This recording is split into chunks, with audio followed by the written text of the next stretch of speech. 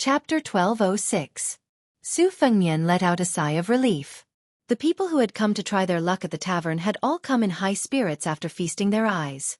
Many of them had even paid extra for the wine to the waitress when they were paying the bill. Soon, the tavern was completely emptied. Before those burly men with swords left, they didn't forget to bid farewell to Su Fengnian, who was treating them to wine. Su Fengnian continued to sit and drink his wine. Although he occasionally chatted with the woman about the harvest, he naturally didn't have any improper thoughts about the lady boss. The charming woman wasn't naive enough to think that this young man had any wild thoughts. She took advantage of the conversation. Since she didn't have any business to serve, she sat across the table from him. She carried a jar of green ant wine and a few plates of homemade dishes to go with the wine. She said that it was for him, but it didn't cost much. As the two of them chatted, 3 more guests finally arrived. 1 old man and 2 young men, all of them carrying bags and carrying wooden poles. They sat down at the table next to Su Fengnian's. They weren't from rich families. The old man only asked for half a caddy of green ant wine. The 2 young men could only smell the fragrance of the wine and watch the elder in their family drink with narrowed eyes. A burly young man with stubble on his chin asked in a low voice, "Grandpa, the swordsmen we saw just now, were they really the swordsmen from the Wu family sword tomb?" The old man nodded. The other young man with delicate features didn't look vulgar. His lips were red and his teeth were white. He looked like a woman. If he had met those young men who liked men a few years ago, he would have been better off dead. Fortunately, there were still many arrogant young men in the prisons of Baelyong. Compared to the Baelyong of the past, the Baelyong was much more disciplined. Moreover, many rich people had moved out of Baelyong. Today, with the addition of Lu Province's Baelyong, it was a rare peaceful world. After the lady boss greeted the 3 cash-strapped guests, she returned to her seat. She glanced at the delicate young man and subconsciously turned her head to look at the young man across the table. Yes, the young man in front of her was much more handsome. She didn't expect to be caught red-handed by the young man. The lady boss saw that he seemed a little helpless. She couldn't help but laugh. There was nothing to be embarrassed about. After all, she was a woman who would soon have a daughter-in-law. Her skin couldn't be that thin. The lady boss laughed straightforwardly. "Young master, you look even better than the prettiest girl in our village. Your parents must be good-looking as well. Young master, please don't be angry if I look at you a few more times." Su Fengnian smiled and said, "Lady boss, if you want to look, then look. I can't control your eyes. But can you omit the small change when you pay the bill later?" The lady boss laughed and said, "How can I do that? I've already given you a jar of the best green ant wine. Later on, you can't miss a single copper coin. If young master can let me touch and pinch you a few times, I can consider it." Su Fengnian said helplessly, "Lady boss, your business is really profitable." The lady boss laughed heartily without hiding anything. Su Fengnian looked at her smiling face and laughed as well. Compared to the women who grew up in the misty rain in Jiangnan, the women of the northwest frontier fortress were naturally less gentle and graceful. However, they had more of a heroic spirit that could only be cultivated in this place. Su Fengnian liked the lady boss's smile. It was just like how he liked Baelyong. For Su Fengnian, who grew up in Baelyong Liaodong, where his ancestral home was, could never be called home. The handsome young man next door listened to the conversation between Su Fengnian and the lady boss and furrowed his brows. The tall young man sneaked a glance at the lady boss's chest that had bumped against the edge of the table and swallowed. The old man sitting next to Su Fengnian had a calm expression. He held a wine bowl and closed his eyes to smell the wine before each sip. If one looked closely, the old man and the 2 young men had thick calluses between their thumb and forefinger. It was clear that they had touched many things. Su Fengnian had seen it long ago, but he didn't want to look into it. The poor practiced literature and the rich practiced martial arts. These 3 were clearly people who practiced the spear all year round. As for why they were so shabby, even the spear shafts they used to practice the shaking of the spear were the most coarse pewter ones. Who didn't have a difficult book that they didn't want to open? The handsome young man lowered his voice and gritted his teeth. "Grandpa, I heard that the Sun family moved to the Central Plains. The devil surnamed he must have followed them. What should we do?" The old man's eyes were complicated. He lowered his head and drank a mouthful of wine. He raised his head and said indifferently, "Practice your spear skills first. Even if he stands in front of you now and you too stab him 100 times, you won't be able to hurt him." The young man was stunned and tears welled up in his eyes. The strong young man whispered, "Why did I hear that he joined the fish dragon gang? He even became a leader. Compared to the Sun family, he is even more difficult to deal with." The old man glared at him and the strong young man immediately shut up. The handsome young man's eyes lit up and the old man immediately said in a deep voice, "Whether you go to the Central Plains or the Fish Dragon Gang, the most important thing for you is to practice your spear skills. As long as Grandpa is still alive, I will expel you from the family if you dare to seek revenge on him." The tall young man whispered, "A month with a rod, a year with a saber, and a lifetime with a spear. With my talent, I won't be able to master the spear even in 10 lifetimes." The old man slammed his wine bowl and said angrily, "Nonsense! Wang Xiu practiced the spear for less than 40 years and was already one of the 4 grandmasters who was as famous as old sword god Li. A year with a saber? Gu Jiantang practiced for only a year and became the best saber user in the world? Our lord who succeeded Wang Xianji and became the best in the world." Speaking of this, the old man was suddenly speechless because he suddenly realized that the young lord didn't seem to have practiced the saber for many years. The tall young man snickered. Even the handsome young man was amused and the dense haze on his face faded a little. The old man shook his head and continued to drink. "Grandpa, our cold saber, the curved saber of the northern barbarians, and the waist saber of the king of Yan's army in Nanjiang are known as the 3 famous sabers in the world. Can you tell me more about them?" "Practice your spear. No matter how good the saber is, it belongs to others. Even if you only have a wooden spear, it is still in your hands." The tall young man was very curious and full of dreams about the Jianghu of the Central Plains. He felt wronged and said, "I won't lose anything by talking about it." The other young man from the north and the south was more well-behaved. He only asked, "Grandpa, last time you said that our Bailiang army's spear technique is not suitable. Why is that?" The tall young man laughed and said, "Grandpa is just bragging. Our Bailiang army has Su Yambing and Han Lao's Han, the 2 immortal spear juniors. How can it be our grandpa's turn to make irresponsible remarks?" The handsome young man said angrily, "What's wrong with our grandpa?" Wu Jinling, who was more powerful than Wang Xiu, even asked our grandpa about how to hold the spear when he just started practicing the spear. The tall young man made a face and said, "God knows if grandpa is just bragging." The old man didn't get angry. He drank and fell into deep thought. Finally he came back to his senses and sighed softly. "Let's not talk about Wu Jinling, who was considered the most talented in Bailiang back then. The immortal spear Wang Xiu, Su Yambing, and Han Lao's Han, the 3 juniors, in terms of spear technique, Grandpa was much weaker than them when he was young. In the future, the gap will only get bigger and bigger. There is nothing to be embarrassed about. However, you have to remember one thing. No matter what weapon is in the world, it is for people to use. Experts have their own way of using it, and ordinary martial artists have their own way of practicing it. Take Wu Jinling for example. He entered the martial grade at the age of 9, the second grade at the age of 12, and the Vajra at the age of 17. In his hands, the spear seemed to have been bestowed with supernatural powers. Even so, when he was 14, he still encountered a threshold. It was also at that time that Grandpa casually said a few words about how to hold the spear.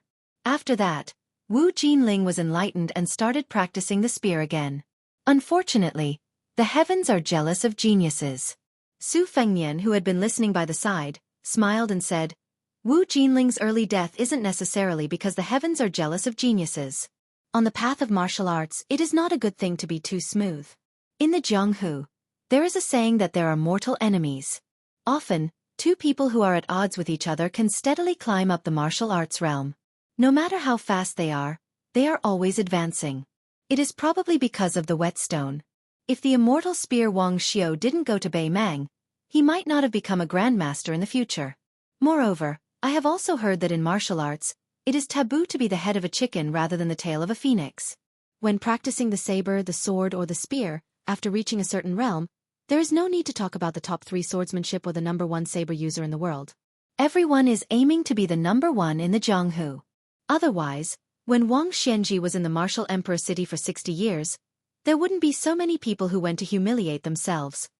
The old man smiled and didn't say anything. As long as it was a martial arts aristocratic family, There would be no elders who wouldn't speak of such things. In the old man's opinion, even 100 of those famous teachers with undeserved reputation could not compare to a wise teacher. Moreover, at the old man's age, no matter how much ambition he had when he was young, it had long been worn away by the passing of years. Especially when he heard about the illusory number 1 or number 2 in the world, he was even less interested. However, out of courtesy, the old man still faced the arrogant young man and raised the wine bowl in his hand as a toast. The young man also raised his bowl and drank the wine in one gulp. The tall young man was a fearless newborn calf. When he saw that this young man had even heard of Wu Jinling, he was puzzled. After all, although Wu Jinling had been mentioned as often as spear immortal Wang Xiao in their hometown, few people in other parts of the northern Liang knew of this name because he had died at a young age and died in a disgraceful way of getting drunk on the streets. Moreover, it had been decades since then. The young man couldn't help but ask, "How do you know about Wu Jinling?" Su Fengnian smiled and said, "I heard it from a friend." The delicate young man was disgusted when he saw this guy flirting with the lady boss. He turned his head and stared blankly at the post house. Chapter 1207. Su Fengnian glanced at the 3 white ash rods of different lengths and suddenly said casually, "Old mister, of the 2 juniors, one should have changed his rod half a year ago. It should have been 3 inches longer, and the other one should have increased his weight by 6 ounces. The 2 youths were confused. The old man's eyes lit up, but quickly dimmed. He honestly said, "I don't have money." Su Fengnian nodded and said, "A single coin stumps a hero. Old mister, I still have some money left for wine. Would you like to drink another 2 caddies of wine?"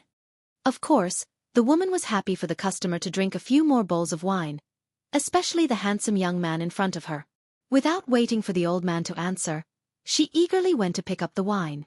This gave the old man a way out.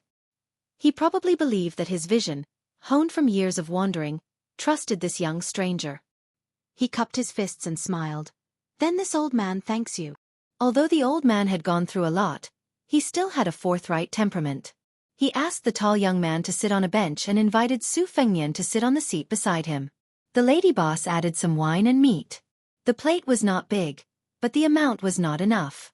Fortunately, it was free of charge. Otherwise, she would be a spendthrift. The old man used his sleeve to wipe the wine and smiled. "This young master's vision is accurate, very accurate. Do you also practice the spear?" "Generally speaking, without 10 or 20 years of practice, you can't really see the depth of my 2 grandsons." Su Fengnian shook his head and smiled. "I don't practice the spear, but there are some people around me who are experts. After watching for a long time, I can understand a little." The old man joked, "If that's the case, then young master should be an expert." Su Fengnian also joked, "Probably a little high." The handsome youth coldly snorted, while the tall youth held back his laughter. He had never seen such a shameless person. The old man didn't take it to heart. When interacting with people, he wasn't afraid of those who showed their small flaws to others, but he was afraid of those who were scheming. The old man sighed and lamented, "Don't be fooled by how popular pewter spears are in the Liyang army nowadays. In fact, this kind of material has always been considered inferior in the spear manual. It has an extremely bad reputation, it's too soft, and its toughness is all fake. When a layman wields it, he might be able to shake out some beautiful spear moves, but those street vendors, with spear tips at the throat and spear bodies that curve in a big arc, which one of them isn't a pewter spear? Give him a Baelyong spear and try it. Do you dare?" Speaking of this, our Baelyong really put in a lot of effort. Among the world's most famous wood for making spears, the red and white cowhide wood from the Guangling Road, the red ridge wood and red ridge wood from the old southern Tang dynasty, and the slightly inferior Cushio tea stick. All of them are good materials, but none of them can be found in our Baelyong. In the end, the pewter spear produced in the eastern Hunan plain was rarely seen in our Baelyong, but it was popular in the other vassal kingdoms. Why? Isn't it because the materials are cheap, the soldiers can learn to use them quickly, and they look good when they practice martial arts? This old man heard that in our border army, not to mention the heavy iron spears used by the elite soldiers, regardless of whether it's the cavalry or the gate, all of them are good wood that is as strong as iron. Just talking about the money spent, who knows how much gold and silver is spent? Especially since we have to ship them from other places to Baelyong to make spears. It's even more expensive. The maintenance of a good spear is even more expensive. After all, with so many spears being made every year, It's estimated that the tongue oil used to make them can't escape. Therefore, our Baelyong cavalry is the best in the world. Not just because Baelyong's athletes are born with outstanding physical strength. Su Fengnian deeply agreed. He took a sip of wine and nodded, saying, "That's exactly the reason." The old man spoke enthusiastically and drank quickly. He didn't have too many misgivings when he spoke. He was slightly distracted and said, "Everyone knows that the impact of a cavalry spear when they charge is astonishing, but they often overlook the damage that the spear technique does to the cavalry itself. If the charge between the two armies is a one-off deal, then that's fine. But the Baymang barbarians that our Baelyong is facing aren't easy to deal with either. This requires a lot of skill when it comes to wielding a spear to kill. And this level of skill varies from person to person. In Baelyong, there are no lack of cavalry commanders and spear experts who can solve this problem. But in this old man's opinion, although it seems to be good enough, it's not really perfect." Su Fengnian asked, "Old sir, what do you mean?" The old man hesitated for a moment, as if he was afraid that he would violate the taboo of speaking too much with a stranger. But then he thought that they were just strangers who met by chance, so why should he be so wary? Moreover, he was drinking wine, wasn't he? He continued, "This old man has seen 4 or 5 types of Baelyong spears by chance. There are differences in material, weight, and length. According to the soldier type, height, arm length, and strength, it's indeed quite detailed. Compared to the army in Liang, it's much better. But there are still things that can be dug deeper. For example, the Miao bamboo spear nicknamed Shu Fei has been treated, but it's not that easy to crack. In this old man's opinion, its spearhead should be increased by 1 or 2.5 inches. As for the iron cicada spear used by the infantry, 2 inches of the spear body is still not enough. It should be reduced by that length." At this point, the old man stretched out 2 fingers and gently gestured. Su Fengnian, who originally only wanted to chat casually, fell into deep thought and did not immediately jump to a conclusion. It was hard for Su Fengnian to say how heavy the tip of the Miaozhu spear should be, but Su Yambing did mention it once. In the past, this kind of heavy spear was used to deal with the West Chu Iron Cavalry in the Spring and Autumn War, especially in the battle against the Great Halberd warriors. Almost every old Baelyong soldier who participated in the Battle of Jinghe River had deep feelings for this spear. In that battle, which was second only to the Battle of Westwall, the Su family army could directly use the iron cicada spear as a hammer. Su Yanbing said this because although the Baymang army also had heavy armor, it was still inferior to the Dachu dynasty even after more than 20 years of prosperity. Baymang also had light cavalry, so the iron cicada spear did not need to be so heavy. However, the reform involved not only the countless interests of the border army, but also the most troublesome feelings. Many old cavalry generals objected fiercely when Wutongin implemented the reform that involved a series of specific matters.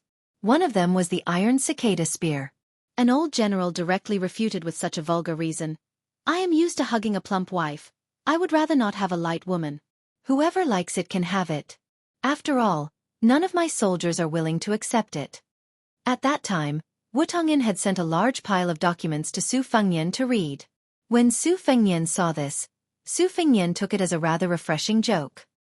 He thought that it would be better to let nature take its course and did not have the intention to force it to be implemented. As the old man continued to speak, he said, "I am used to hugging a plump wife. I would rather not have a light woman. Whoever likes it can have it. After all, none of my soldiers are willing to accept it." At that time, Wutongin had sent a large pile of documents to Su Fengnian to read. When Su Fengnian saw this, Su Fengnian took it as a rather refreshing joke.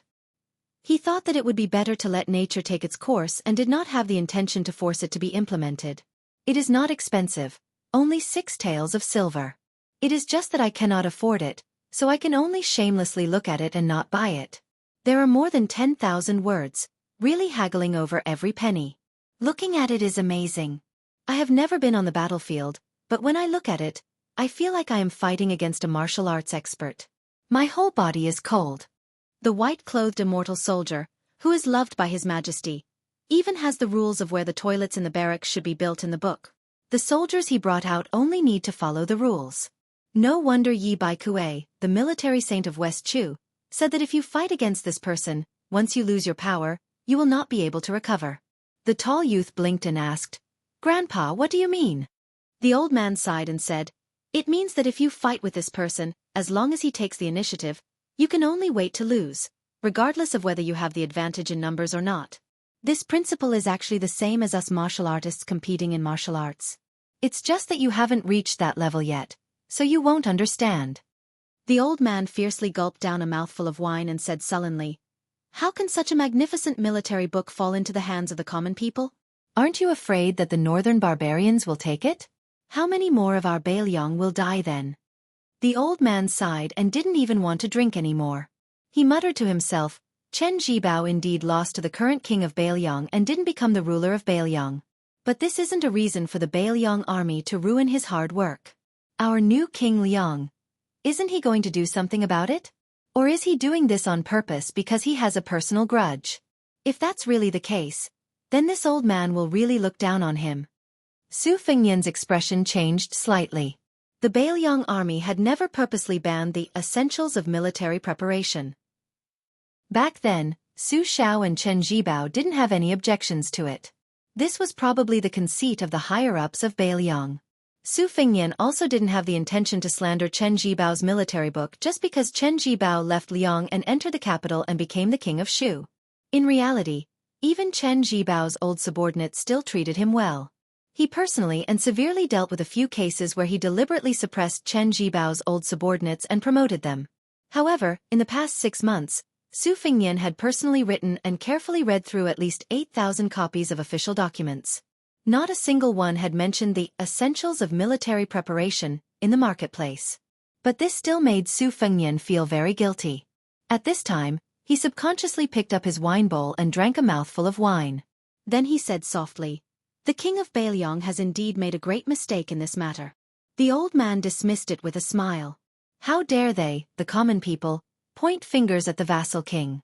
Were they tired of living? Besides, who was the publicly recognized #1 person in the world after Wang Xianji in Martial Emperor City? Even the most ignorant rural women and children in the northern Liang region probably knew about it. Su Fengnian raised his head and asked, "Sir, with your knowledge of the spear, why didn't you join the border army?" Chapter 1208. The old man revealed a painful expression and tried his best to make his tone light. "It's true that my family is used to using spears, but before my family fell, I didn't like to get involved with the rich and powerful. I only hope that everyone in my family can practice martial arts in peace, and one day bring our family's spear techniques to greater heights. As for other things, I never thought too much about it. My ancestors said that practicing the spear is to train the heart. If the heart is too messy, you won't be able to practice a good spear. To people like us who use spears, it's tantamount to neglecting the essentials." Su Fengnian calmly said 3 words, "Sun Family's spear." The old man, who was originally kind and friendly like a neighbor's elder, suddenly changed. He lowered his hand and grabbed the white candle on the bench. His turbid eyes shone brightly and were filled with murderous intent. The 2 young men stood up almost at the same time and gripped the wooden poles in their hands tightly. This made the lady boss, who was eating melon seeds, jump in fright. She was stunned on the spot. Su Fengnian gently held the wine bowl and didn't rush to drink. He smiled and said, "I don't have any bad intentions. Since I have a friend who is an expert in spear, of course I know about the famous Sun family from the same hometown as spear immortal Wang Xiao. Old Mister also told me so much. I'm just guessing. I've also heard a little about the Sun family's misfortune. Back then, a young man called He Wushu came to learn martial arts. The old man of the Sun family saw that he had a good foundation, but his conduct was not good, so he ignored him. After He Wushu was rejected, he had a few fortuitous encounters and soared all the way to success. He became Sun Denyo's bodyguard instructor, who used to be a general in the border army. This person was born to be petty and had always held a grudge against the Sun family. After the old man of the Sun family passed away, he relied on the Sun family's background and the connections he accumulated in the government to accuse the Sun family of betraying the Liang. Of the 40 people, only 6 escaped, including 2 infants. In the past 10 years, 3 of the Sun family members died under He Wushu's spear. 2 of them were not as skilled as others, and 1 of them secretly betrayed the Sun family.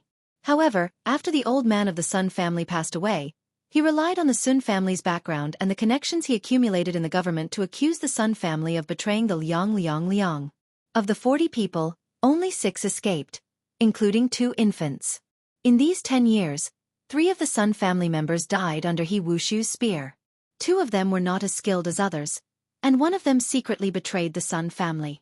But after the old man of the Liang, he didn't get a chance. Sun Qingqiu, Old Master Sun, am I right?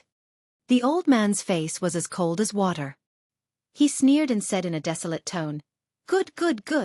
What a tiger head spear proclamation. Sure enough, after joining the fish dragon gang, you're like a tiger that has grown wings. You actually chased me all the way here. When the old man agreed, he threw a glance at the 2 youths. He wanted the 2 children to run for their lives without caring about him, so he couldn't refuse. However, how could the young man escape at this moment? His feet were rooted to the ground, and he did not retreat an inch. This made the old man not know whether to feel happy or sad. The spear of the Sun clan would not retreat until the person was dead. Su Fengnian was still holding his wine bowl. He mocked himself. Old man's son, do I look like a henchman of Wushu? Or do they look like assassins who are chasing after you? But who in the world would treat someone to a drink before killing someone like me? The tall youth said angrily, You bastard, you must have poisoned the wine. The proprietress was not happy at all. She had roughly heard some clues from the conversation. She didn't believe that the young man was a bad person at all. Who asked him to be so handsome? She slammed the table and said angrily, What are you talking about? Do I look like a gangster's shop? Your wine was personally served by me. It's new wine that has just been opened. Child, which eye of yours saw the young master poisoning the wine? Su Fengnian asked directly, Old man's son, do you really think that the 3 of you are a match for me alone? The old man didn't say anything.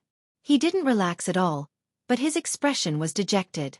After roaming the Jianghu for most of his life, especially after more than a decade of running for his life, the old man had developed a pair of discerning eyes and a sharp intuition for danger.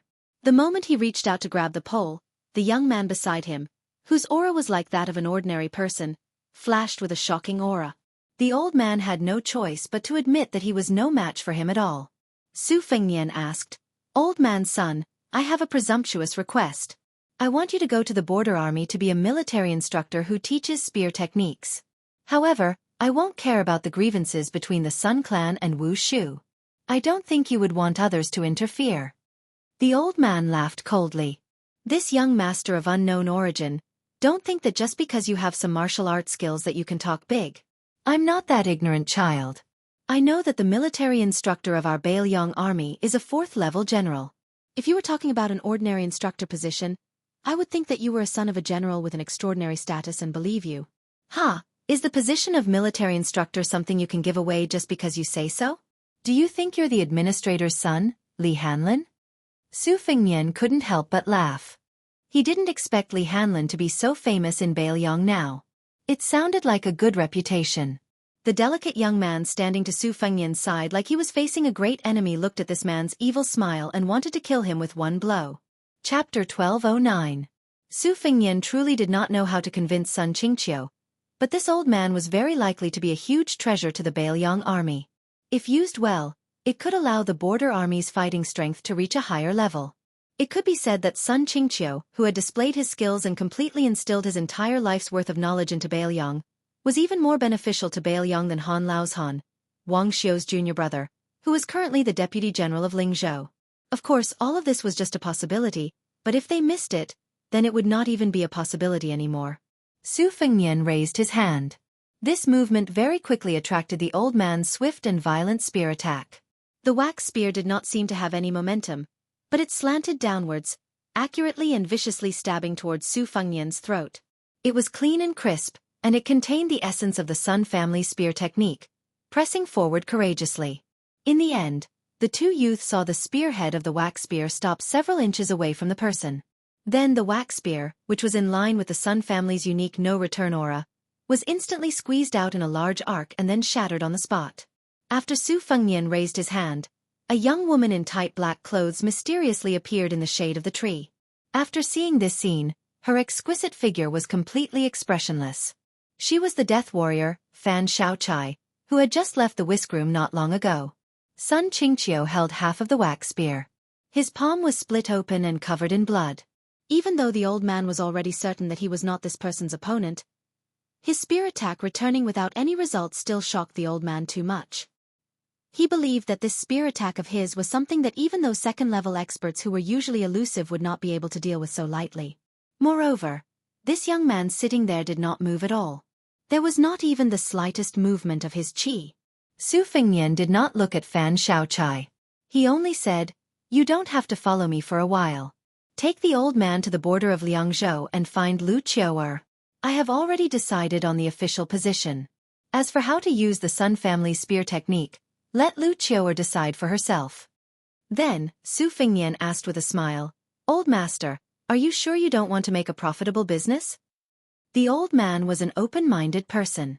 After thinking for a while, he sighed and said, "Anyway, I have no choice. Let's see if God wants to destroy my Sun family. I don't believe that he Wushu, a branch leader of the Fish Dragon Gang, can order you around." Su Fengnian breathed a sigh of relief and asked tentatively, "Would you like to leave after we finish the wine?" The old man sat down. "Drink. Why aren't you drinking?" The two youths trembled as they returned to their seats. Especially the delicate and pretty youth. He was completely dumbfounded. As for the hot-headed and tall youth, his face was filled with worship. He must have really met the legendary otherworldly expert. So when this young master said that he was a little tall, he was really tall?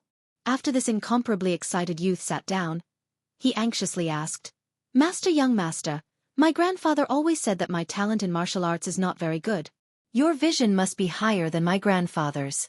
Why don't you help me take a look? Could it be that I'm actually a martial arts genius?" Su Fengnian looked at the youth and said calmly, "Logically speaking, you are still a long way from your grandfather's age." The youth opened his mouth wide and still did not give up. With a sad face he asked, "What?" Young master, don't make a mistake. Can you take a closer look?" Su Fengnian smiled and shook his head. It's harder to make a mistake than not to make a mistake. The youth sighed and drooped his head, not saying anything. The delicate and pretty youth covered his mouth and snickered. But when the master, who was not as repulsive as before, looked in his direction, he subconsciously glared at him. Su Fengnian smiled and said, "Practice your spear well. You will have a great future." No one said that a woman can't practice a fierce and invincible first-rate spear art. The youth blushed. The proprietress, who had been startled many times, looked at this youth. No wonder he looked like a little girl. The woman was really stupid and bold. She joked, Young master, you can't not pay for the wine just because you are a master." Su Fengnian took out a small piece of silver and put it on the table. The proprietress smiled and said, "Oh, you really didn't pay a cent more. Young master. You are a master. Can't you be a little more generous? Aren't you afraid that it will damage your master's demeanor?" Fan Shaochai, a loyalist not far away, recalled all the things that had happened to her. She began to admire the courage of this village woman. Su Fengnian smiled and said, "Only the master knows that oil and salt are expensive. Nowadays, I don't have the capital to puff myself up at my own cost." Su Fengnian suddenly saw the blue and white falcon circling overhead. He slowly got up and said, "Grandfather, I have something to do. I will go first. We will come back to the border of Liangzhou to drink with you. I believe there will be a chance." Sun Qingqiu also stood up and nodded, not saying anything. Su Fengnian disappeared in a flash after he finished speaking. This made the woman and the two Sun family youths think that they had met a god or a ghost. Fan Shaochai said coldly, "After drinking, we will go to the border immediately." Sun Qingqiu grunted. The tall youth stared at this elder sister with his eyes wide open. He couldn't take his eyes off her. The girl dressed as a man was a little envious. She was really a beautiful elder sister, but she gave people the impression that she was too cold. The proprietress sitting at the next table patted her chest hard and said, "Today was really an eye-opener." The old man took a sip of wine, narrowed his eyes and said softly, "Who said it wasn't?" Fan Shaochai stood in the shade with her eyes closed. Her intuition told her that Bei Mang should have sent out troops. She had no interest in the ups and downs of the three Sun family members. As for that Fu Wushu of the Fish Dragon Gang, perhaps for the three of them, he was an enemy that they wanted to kill for the rest of their lives but couldn't. But the gap between her and her enemy was like the distance between heaven and earth. She knew that she would never be able to kill this man with her own hands in this lifetime. After all, Even Wang Xianji couldn't kill him. But this didn't mean that he wouldn't die. Because he had to face the whole of Beimang. Chapter 12:10. Su Fengnian quietly returned to Mount Qingliang. Just as Fan Shaochai had predicted, Beimang had indeed begun to move their troops southward. Moreover, they had divided their troops into 3 groups, each attacking the 3 provinces separately. This was very different from what Beiliang had expected, because the position of King of the South had been vacant after Su Huainan's death. The position of King of the North had been vacant since then, and King of the North, who was not even a feudal official, had become the second most powerful man in the world. Even Su Fengnian was not sure if it was the meticulous plan of Taiping Commandery, or if it was Dongzhuo's deliberate pestering. Most of the time, it was said that the smart people were good at dealing with changes by sticking to the status quo. However, this kind of military affair that involved the final trend of the 2 dynasties was like a fight between 2 masters. Not only did it test the depth of their internal energy, it also tested the scheming of both sides. The lesson of being greedy for small gains and losing big gains was especially taboo. The lesson of winning a series of battles but losing the overall situation could be seen in the recent spring and autumn period. The reason why Su Fengnian had such a headache was that Beiliang's resources were far inferior to Beimang's. Empress Murong was able to confidently launch a 3-pronged attack. On one hand, she had sent Tuoba to lead the troops to suppress the grasslands in Norland. On the other hand, she had used the elite cavalry of Southern Dynasty to provoke Beiliang. She could even send a large number of troops to the Eastern Front, eyeing the borderline that Gu Jiantang had built. Of course, even an idiot would know that the final confrontation on the Eastern Front, Li Yang and Liang Mang were well aware of it.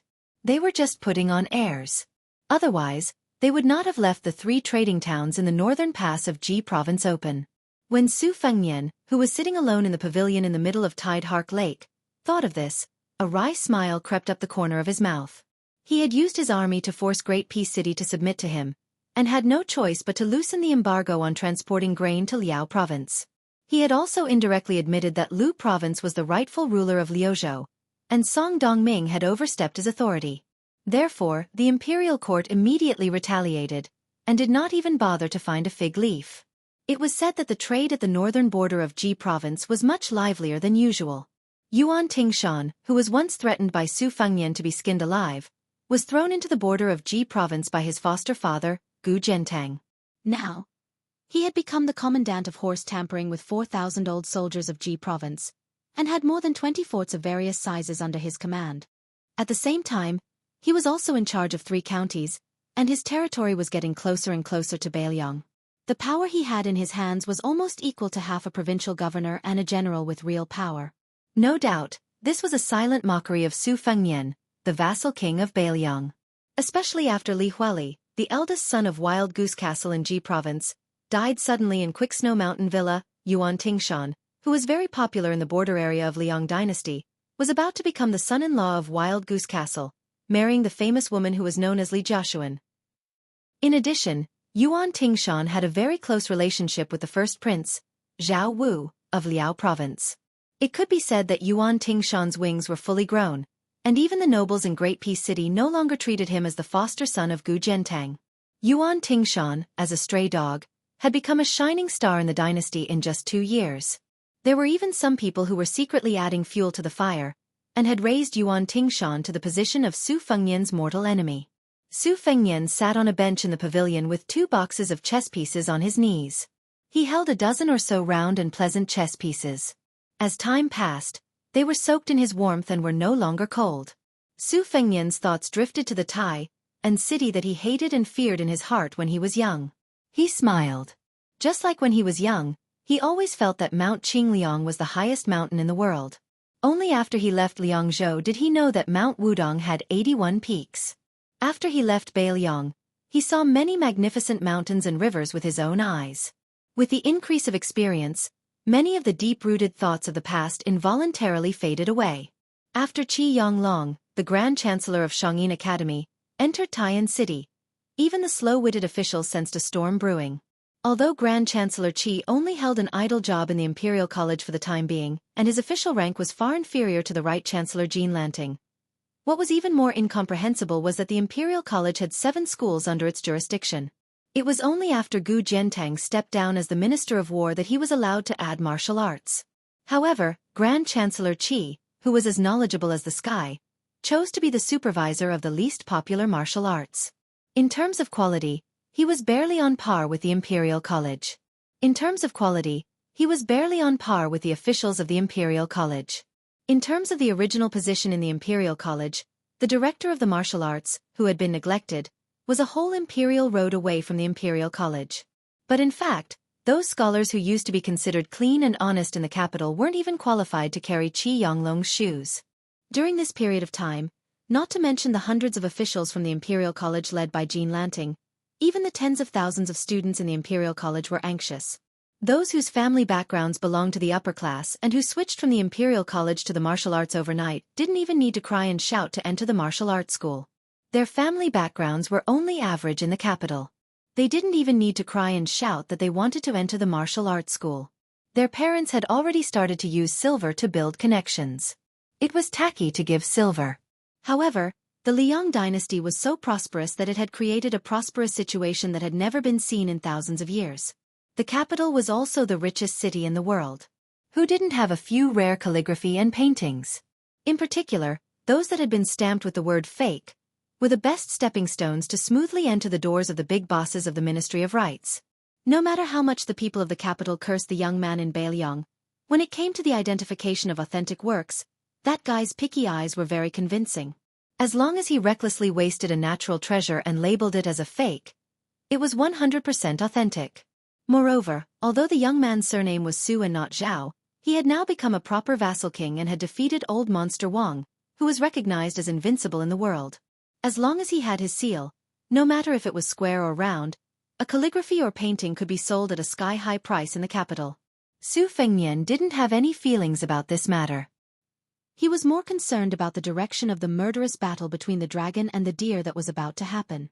According to the secret report, this Grand Chancellor, who was praised as a person who could be compared with 1,000,000 soldiers, was not really making a small fuss in the martial arts field of the Imperial College. Instead, he began to compile new scriptures under the instructions of the emperor of the Zhao family. He even used his official status to explain the complete meaning of the Confucian sage for the first time for the Zhao family. It seemed to be icing on the cake for the imperial examination, but in fact, it was to shake the foundation of Zhonglu. This time, Qi Yonglong took the lead in compiling the classics. Just by looking at the two assistants, one could see how much importance the emperor attached to him. The left chancellor of the Imperial College, Yao Baifeng, and the Grand Secretary, Yan Jeshi, who was a relative of the emperor, were only assistants to Qi Yonglong. Was Qi Yonglong really just compiling a few volumes of books?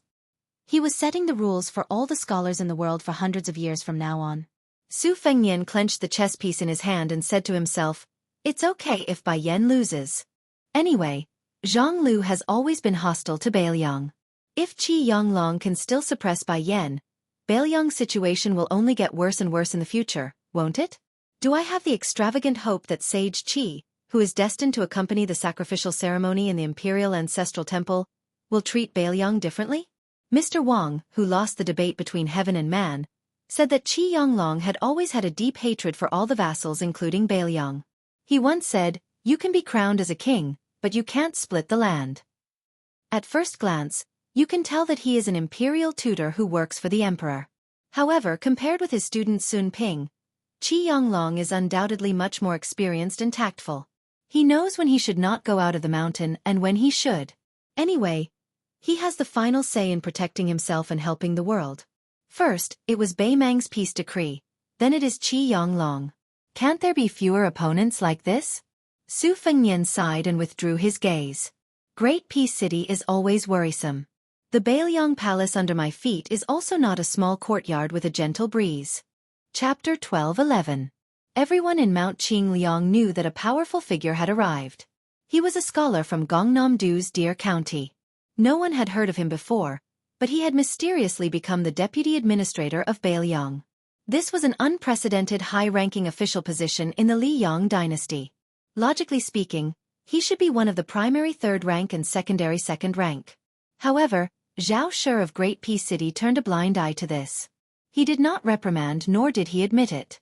It was as if he had made up his mind to let Bailiang do whatever they wanted. Rumor had it that because of this, Wang Ting, the manager of the Lingzhou Golden Weaving Bureau, had a headache. He did not know how to sew a fitting official robe for the deputy administrator. Whether the official patch was a first-rank crane or a second-rank peacock, it was still uncertain. Mount Qingliang was already used to this. Previously, there were two even younger scholars. Su Beiji, who was born in Beimang, was already the manager of Lingzhou. Even Chen Shiliang, who was the son of a humble concubine, had become the city magistrate of Qingcang City in Liuzhou. Another scholar from the Song family who had suddenly gained power was nothing. Moreover, it was said that during the Yonghui era, when the pillars of the imperial court had emerged one after another to shoulder the burden, he had competed with the head of the prime minister, Yin Mao-chun, for the #1 scholar. Such an outstanding figure had a much higher starting point than Su Beiji and Chen Shiliang. Nowadays, the atmosphere in Beiliang had changed. The status of scholars gradually rose with the tide. This was already the trend. As for the sudden appearance of Deputy Administrator Song Dongming, there were not so many rumors. Originally, Su Beiji and Chen Shiliang had suffered a lot because of this matter. Fortunately, on Mount Qingliang, even the coachmen and cooks were people who had seen the world, so they didn't pay too much attention to Song Dongming's arrival. After Song Dongming entered this grand prince's estate located in the northwest of the dynasty, he didn't spend his days as unrestrained and leisurely as Su Beiji, nor did he live in seclusion like Chen Shiliang, who rarely came out. He didn't wear an official robe that fit him, so he only wore an ordinary scholar's robe. He usually lived in a serene and elegant courtyard on the mountainside. Intentionally or unintentionally, he had won over a group of advisors and officials who had originally been gloomy in the prince's estate. The small courtyard was called Huai Gui. Because it sounded like Huai Gui, it didn't have a good meaning. It was very easy for people to associate it with the words, harboring evil intentions, which was a taboo. As a result, even though the view was excellent, and when the weather was clear and bright, one could see half of Liangzhou city through the window, it had still been abandoned for many years. Song Dongming had chosen this place to stay. The servants of the estate only knew that he had never set foot in the Wutong'an, where orioles and swallows have red clay in their mouths. However, there would often be women in the courtyard who held great power coming and going, and then there would constantly be unfamiliar faces entering Huai Gui courtyard. Some of them left, while others stayed. Su Fengnian was lost in thought. Song Dongming not only needed to be used, but should be used greatly. However, compared to Su Beiji and Chen Shiliang, whose minds were not complicated, Song Dongming was much more difficult to use. Liang Mang's war was imminent. Just as he had a large number of high-quality chess pieces, Beiliang also had a large number of good chess pieces. Among the generals, there were bright stars. Yan Wenluan, Jean Partridge, Zhou Kong, Ancestor Gu, He Zhonghu, Chen Yunchue, Chu Lushan, Yuan Zuozong, Ning Amei, Wang Lingbao, Li Mofen, and so on. There were simply inexhaustible talents. But what about the civil officials? In particular, the officials who could make Liang drool could be counted on one's fingers, not to mention the large number of loyal court officials who had sprung up like bamboo shoots after the rain during Yonghui's reign. It was no wonder that the Liang imperial court liked to ridicule Beiliang for following his example. If Su Shao was crippled, the entire Beiliang officialdom would be crippled as well. The civil and military officials would be unbalanced, and it would be difficult for them to make a difference. In war, it was not enough to say that the martial artists could fight well and not be afraid of death. Especially in the upcoming war, where tens of thousands or even hundreds of thousands of soldiers would be involved in a local campaign. The civil officials first had to be able to not be a burden. If they could also complement the martial artists, many fewer people would die. Su Fengnian raised his head and furrowed his brows. Starting from the foot of Mount Qingliang, the fish-duck crossbows continuously shot into the air. The closer they got to Tidehark Lake, where he, the king of Beiliang, was resting, the denser the crossbow bolts became. After Su Fengnian returned from Beimang with the two heads of Su Huainan and Diwu Raccoon of Mount Tibing, the Jianghu heroes who dared to assassinate Beiliang Palace completely disappeared. After all, those Jianghu people who were able to make a name for themselves, no matter how irreconcilable their hatred was, were not fools who were willing to throw themselves into a trap. This was especially so after the battle between Su Fengnian and Wang Xianji that showed disdain for the Wulin world. Many of the Spring and Autumn clan men of sacrifice who had been hiding in Beiliang for many years silently left the country along with those generals and rich gentry. This group of people was truly discouraged. Su Fengnian could not think of anyone who could completely conceal their qi and arrive at the foot of Mount Qingliang, then suddenly charge into the palace. Even Su Fengnian could not clearly capture that indistinct figure. Logically speaking, if Zhao Shi wanted him to arm wrestle with Bei Mang, he could die, but he could not die too early. As for Bei Mang, Hong Jingyan and Murong Baoding had only recently appeared in Liuzhou, so there shouldn't be anyone who would be so bored as to come alone. Tuoba had this strength, but the mindset of the war god of Bei Mang had always been more inclined to achieve great feats on the battlefield. Just as Su Fengnian was feeling puzzled, he saw a figure dash out of the nearby Tide Hark Pavilion. Su Fengnian was absent-minded for a moment. Before Su Fengnian went up the mountain to practice his swordsmanship, Su Fengnian brought back the white fox face. It was a snowy winter and the white fox face was swordsmanship on the lake. At that time, Su Fengnian really thought that it was the most powerful swordsmanship in the world. Now that he looked back, White Fox's bladesmanship and bladesmanship were still superior. But there was still a gap between it and Gu Jiantong's and Chao Chongqing's Thunder of Mind and Heart of Mind that he had seen in Taiyan City. However, White Fox's face was the first Jianghu expert he had confirmed in his 3 years of travel.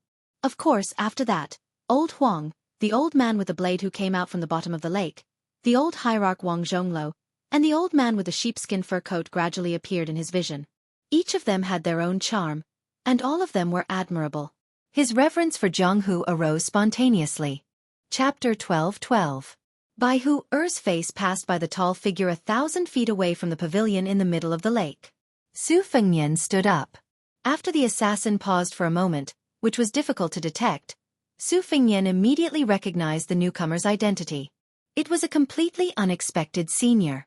A nameless swordsman who loved to eat swords. Sui Xie Valley. It was the old man who lent his sword to Su Fengnian and saved his life from Han Diaoxi. Su Fengnian stood and walked out of the pavilion. Before he could walk down the stairs, the old ancestor eater sword came to the pavilion. The one-armed old man who exchanged his arm with Li Chungang lifted the sleeve of his broken arm. More than half of the sleeve was cut off. He said, Gu Jiantang doesn't have such a sharp blade technique at his age. One blade is roughly equivalent to Gu Jiantang from 8 years ago. What about 2 blades? Su Fengnian stepped down the stairs and smiled. Junior greets old ancestor Sui. The old man went straight to the point. I won't haggle over your hospitality. Kid, you owe this old man your life. Give him 7 or 8 good swords first as an appetizer. How you repay your kindness later on will be calculated slowly. Kid, you robbed Wang Xianji's belongings from Martial Emperor City. I think this old man is in for a treat this time. Su Fengnian smiled and said, Unfortunately, the family head of the sword tomb blocked the way at River Prefecture. Most of the famous swords were destroyed. But since old ancestor is here, there are still some good swords in the treasury. Senior, you will be full for every day you stay here. The old man glanced at the young man who he used to look down on and laughed. Kid, this is what makes you hard to hate. Although you are not a good person, you are not stingy at all. The old man stepped into the pavilion in the middle of the lake. Su Fengnian followed behind him and asked softly, Dong Tai didn't enter Bailiang with Senior? Sui Xie Valley rolled his eyes and said, He doesn't want to get involved in the court disputes. This old man is the same. It's just that Tan Tai Ping Jing is the only demon in this old man's heart. This old man has been thinking about her for 80 years. Since she came to Bailiang, this old man naturally has to keep an eye on her. If she cheats, this old man can kill her immediately. Su Fengnian did not know whether to laugh or cry. Naturally, he could only stand aside and watch obediently. Su Fengnian received the news very quickly. Not only did White Fox Face leave the building, she also left the city. She only carried a single blade, the Spring Thunder. Without any hesitation, she brought Wang Shang, who was helping to carry the winter-embroidered blade and the 7 swords to Bei Mang. She did not even bid farewell to Su Fengnian before she left. This made Su Fengnian feel a little sad. After Sui Xie Valley sat down, he said something shocking. With Xie Feiyu's help to capture the flood dragons of all sizes in Shu, Chen Jibao will soon catch up with Wang Xianji. The old man gloated. Su Fengnian, don't tell me you have a feud with everyone with Ji in their name? Su Fengnian smiled bitterly and shook his head. However, he was shocked and nodded slowly. He remembered the most hidden shadow of the Qin dynasty 800 years ago. His name did not have the word Ji in it, but was called Chao Ji. The old man was just speaking casually. He did not care about this messy and confusing theory of numerology. Su Fengnian, who had a gloomy expression, leaned against the pillar of the pavilion and closed his eyes. Then, his expression turned for the better. He stood up and looked into the distance again. Sui Xie Valley, who had 2 snow-white eyebrows, stretched out 2 fingers and twirled one of his long eyebrows. He stared at the young man whose state of mind had changed and slowly fell into deep thought.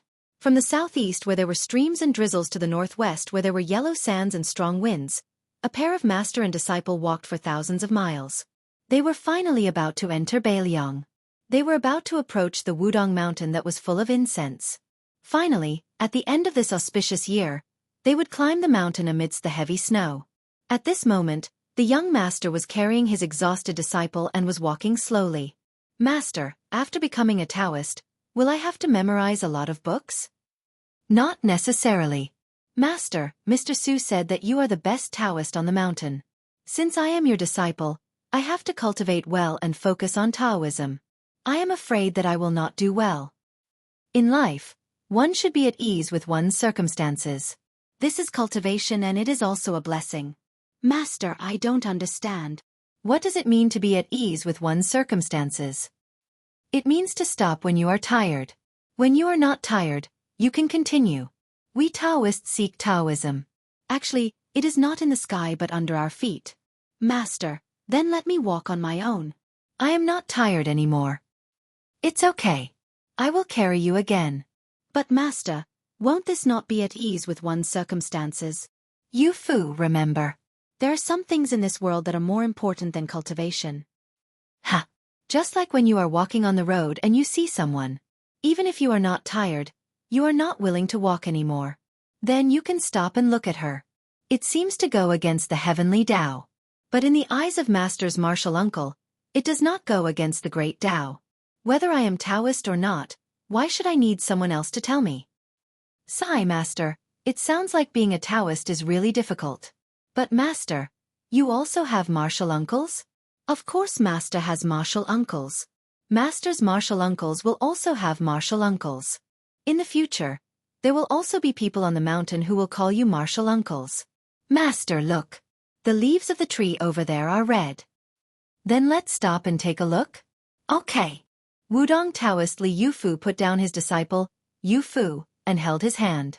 They looked up at the yellow tree with bright red autumn leaves. The autumn tree was like a woman in red. He did not dare to calculate everything because the world was unpredictable. He did not dare to have deep feelings for fear that it would be a big dream. Li Yufu lowered his head and looked at the child who was in a daze. Martial uncle, do you really want to dream for 300 years? Li Yufu looked at the heaven and earth with a determined gaze. The people of the world seemed to be proving the heavenly Tao. Everyone had the great Tao to walk on, but they had forgotten it. No matter how high the heavenly Tao was, there would always be a peak. Celestials sat high and were called immortals.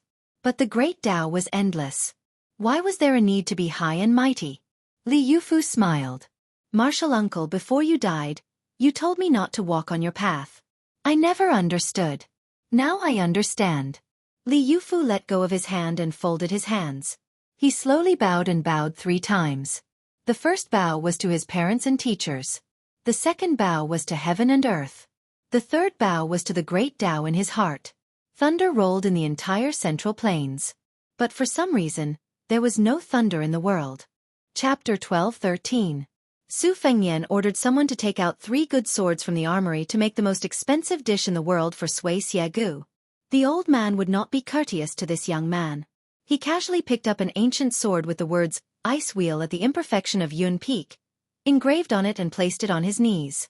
He broke off the tip of the sword with his fingers and threw it into his mouth as if he was chewing soybeans.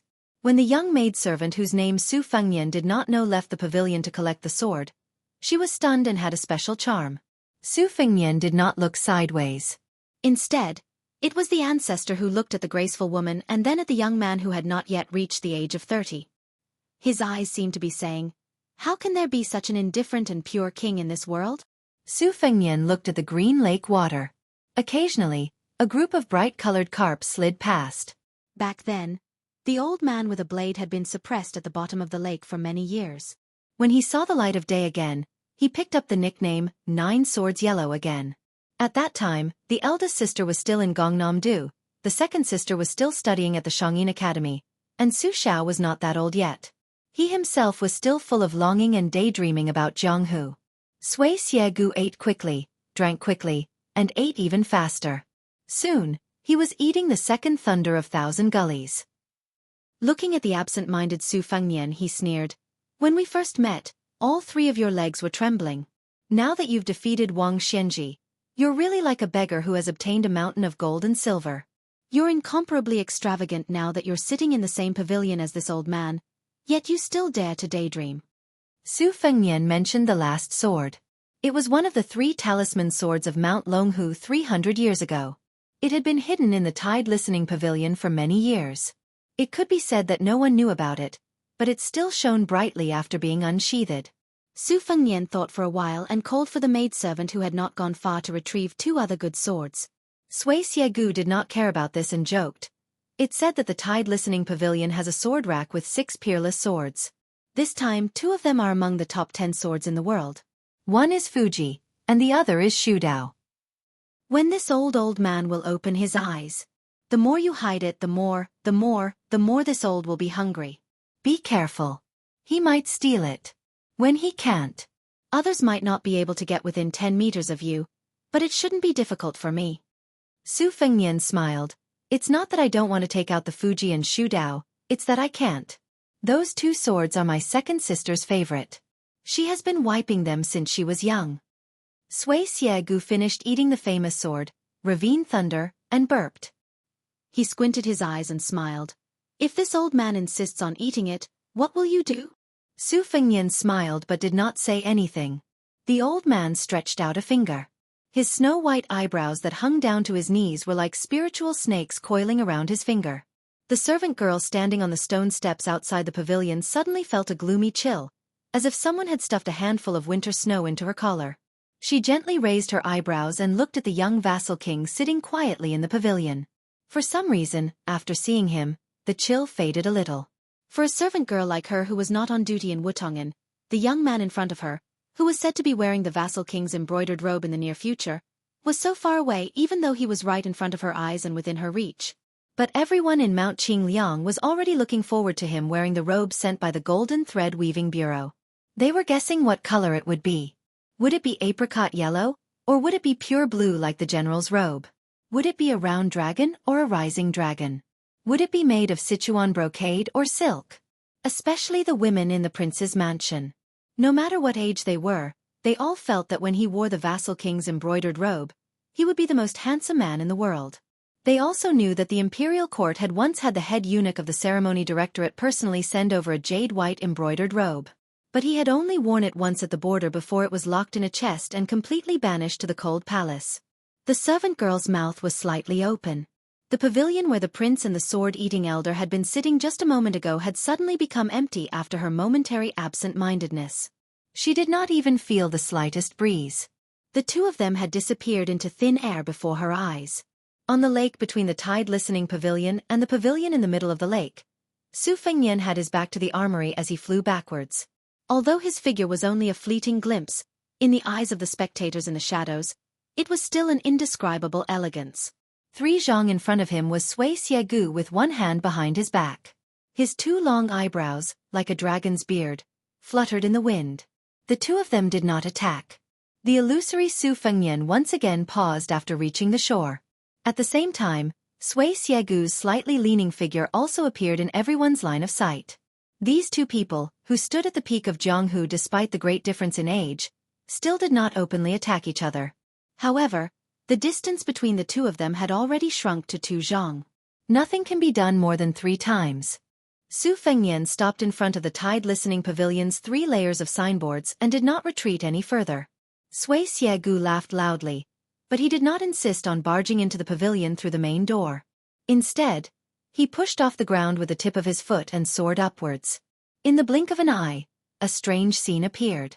The servant girl in the pavilion craned her neck to look.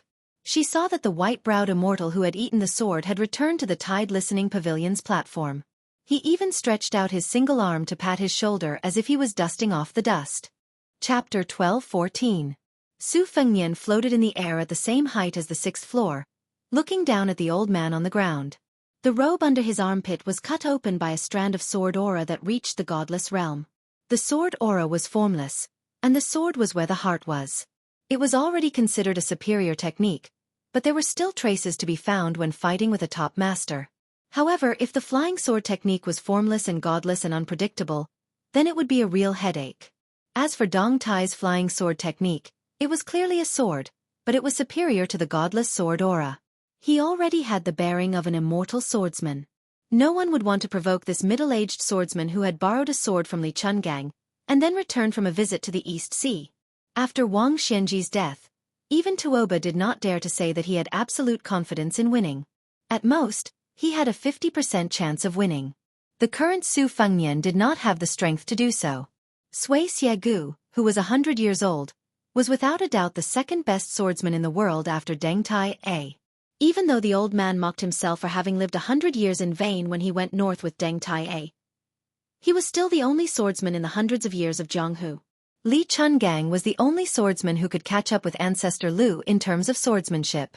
Deng Tai-A's swordsmanship was recognized by the world as inferior swordsmanship. Sui Xiegu's swordsmanship was inferior to Li Chuangong's, and his swordsmanship was inferior to Dong Tai's by several generations. However, this was not a reason for Sui Xiegu to be underestimated. Su Fengnian stepped on Sui Xiegu, who was about to fly into the tower. Sui Xiegu responded with courtesy, and his sword aura cut his robe. The atmosphere on the Tide Listening Pavilion side was tense to the extreme. Su Weisheng, who was sitting in a wheelchair, appeared outside the steps. He said calmly, "Just give him the 2 worldly possessions." In her opinion, there was no need to anger the old swordsman with long eyebrows, whose name was not on the rankings, but whose strength was enough to enter the rankings, for 2 swords that she would never have the chance to unsheath. Su Fengnian shook his head and said, "If it's mine, I'll give it away." "Second sister, you like him?" "No way." Sui Xiegu, who had been stopped 4 times in a row, could not help but mock. "What arrogance! Do you really think that a crippled local snake like you can kill all the dragons in the world?" Su Fengnian smiled and said, "Senior, you asked for it."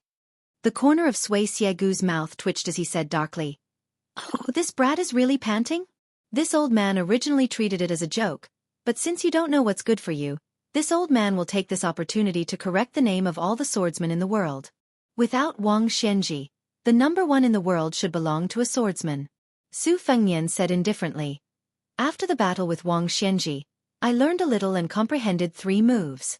If Senior can withstand them, don't mention handing over Fuji and the way of Shu Dao, even this armory will be yours." After saying this, Su Fengnian raised his hand and the assassins of the prince's residence who were hiding in secret began to retreat rapidly. The dazed servant girl was taken away on the spot and thrown to the other side of Tide Hark Lake. Sui Xiegu closed his eyes to rest and waited quietly. Su Weisheng did not move. He only supported his chin with one hand and tilted his head. He looked up at his high and mighty younger brother, and the corner of his mouth lifted slightly. It seemed that he really could not beat him up like before. The wind rises at the end of the green duckweed. There was a patch of reeds beside Tide Hark Lake. The autumn reeds had already turned gray. Their stems slanted and the clumps of fluffy reeds gradually withered. The wind rose and the catkins flew. If one were to look closely, they would see that the hollow stems of the reeds that grew from the water began to break inch by inch in a disorderly manner. In this patch of reeds at the end of autumn, the catkins flew like flying snow. At the same time, the originally tranquil mirror of Tide Hark Lake at the waist of Mount Qingliang began to shatter into fine fragments. It was as if countless hammers were tirelessly striking this mirror of water. The occasional koi fish that leapt out of the water were instantly pulverized into fine powder. Countless mottled cracks began to appear on the richly colored wooden pavilion at the center of the lake. The 2 rows of scholar willows on the path to the center of the lake began to emit waves of muffled cracking sounds. In the end, the shore at the foot of Tide Hark Pavilion was also affected. From the edge of the water to the empty space beneath Su Fengnian's feet, the entire area was covered with fleeting patterns of air currents. But this undercurrent, intentionally or otherwise, circled around Sui Xiegu and Su Weisheng. However, the 2 were in different situations. Su Weisheng had circled around of his own accord, while the old man was like a rock in the middle of a river, forcefully breaking through the current.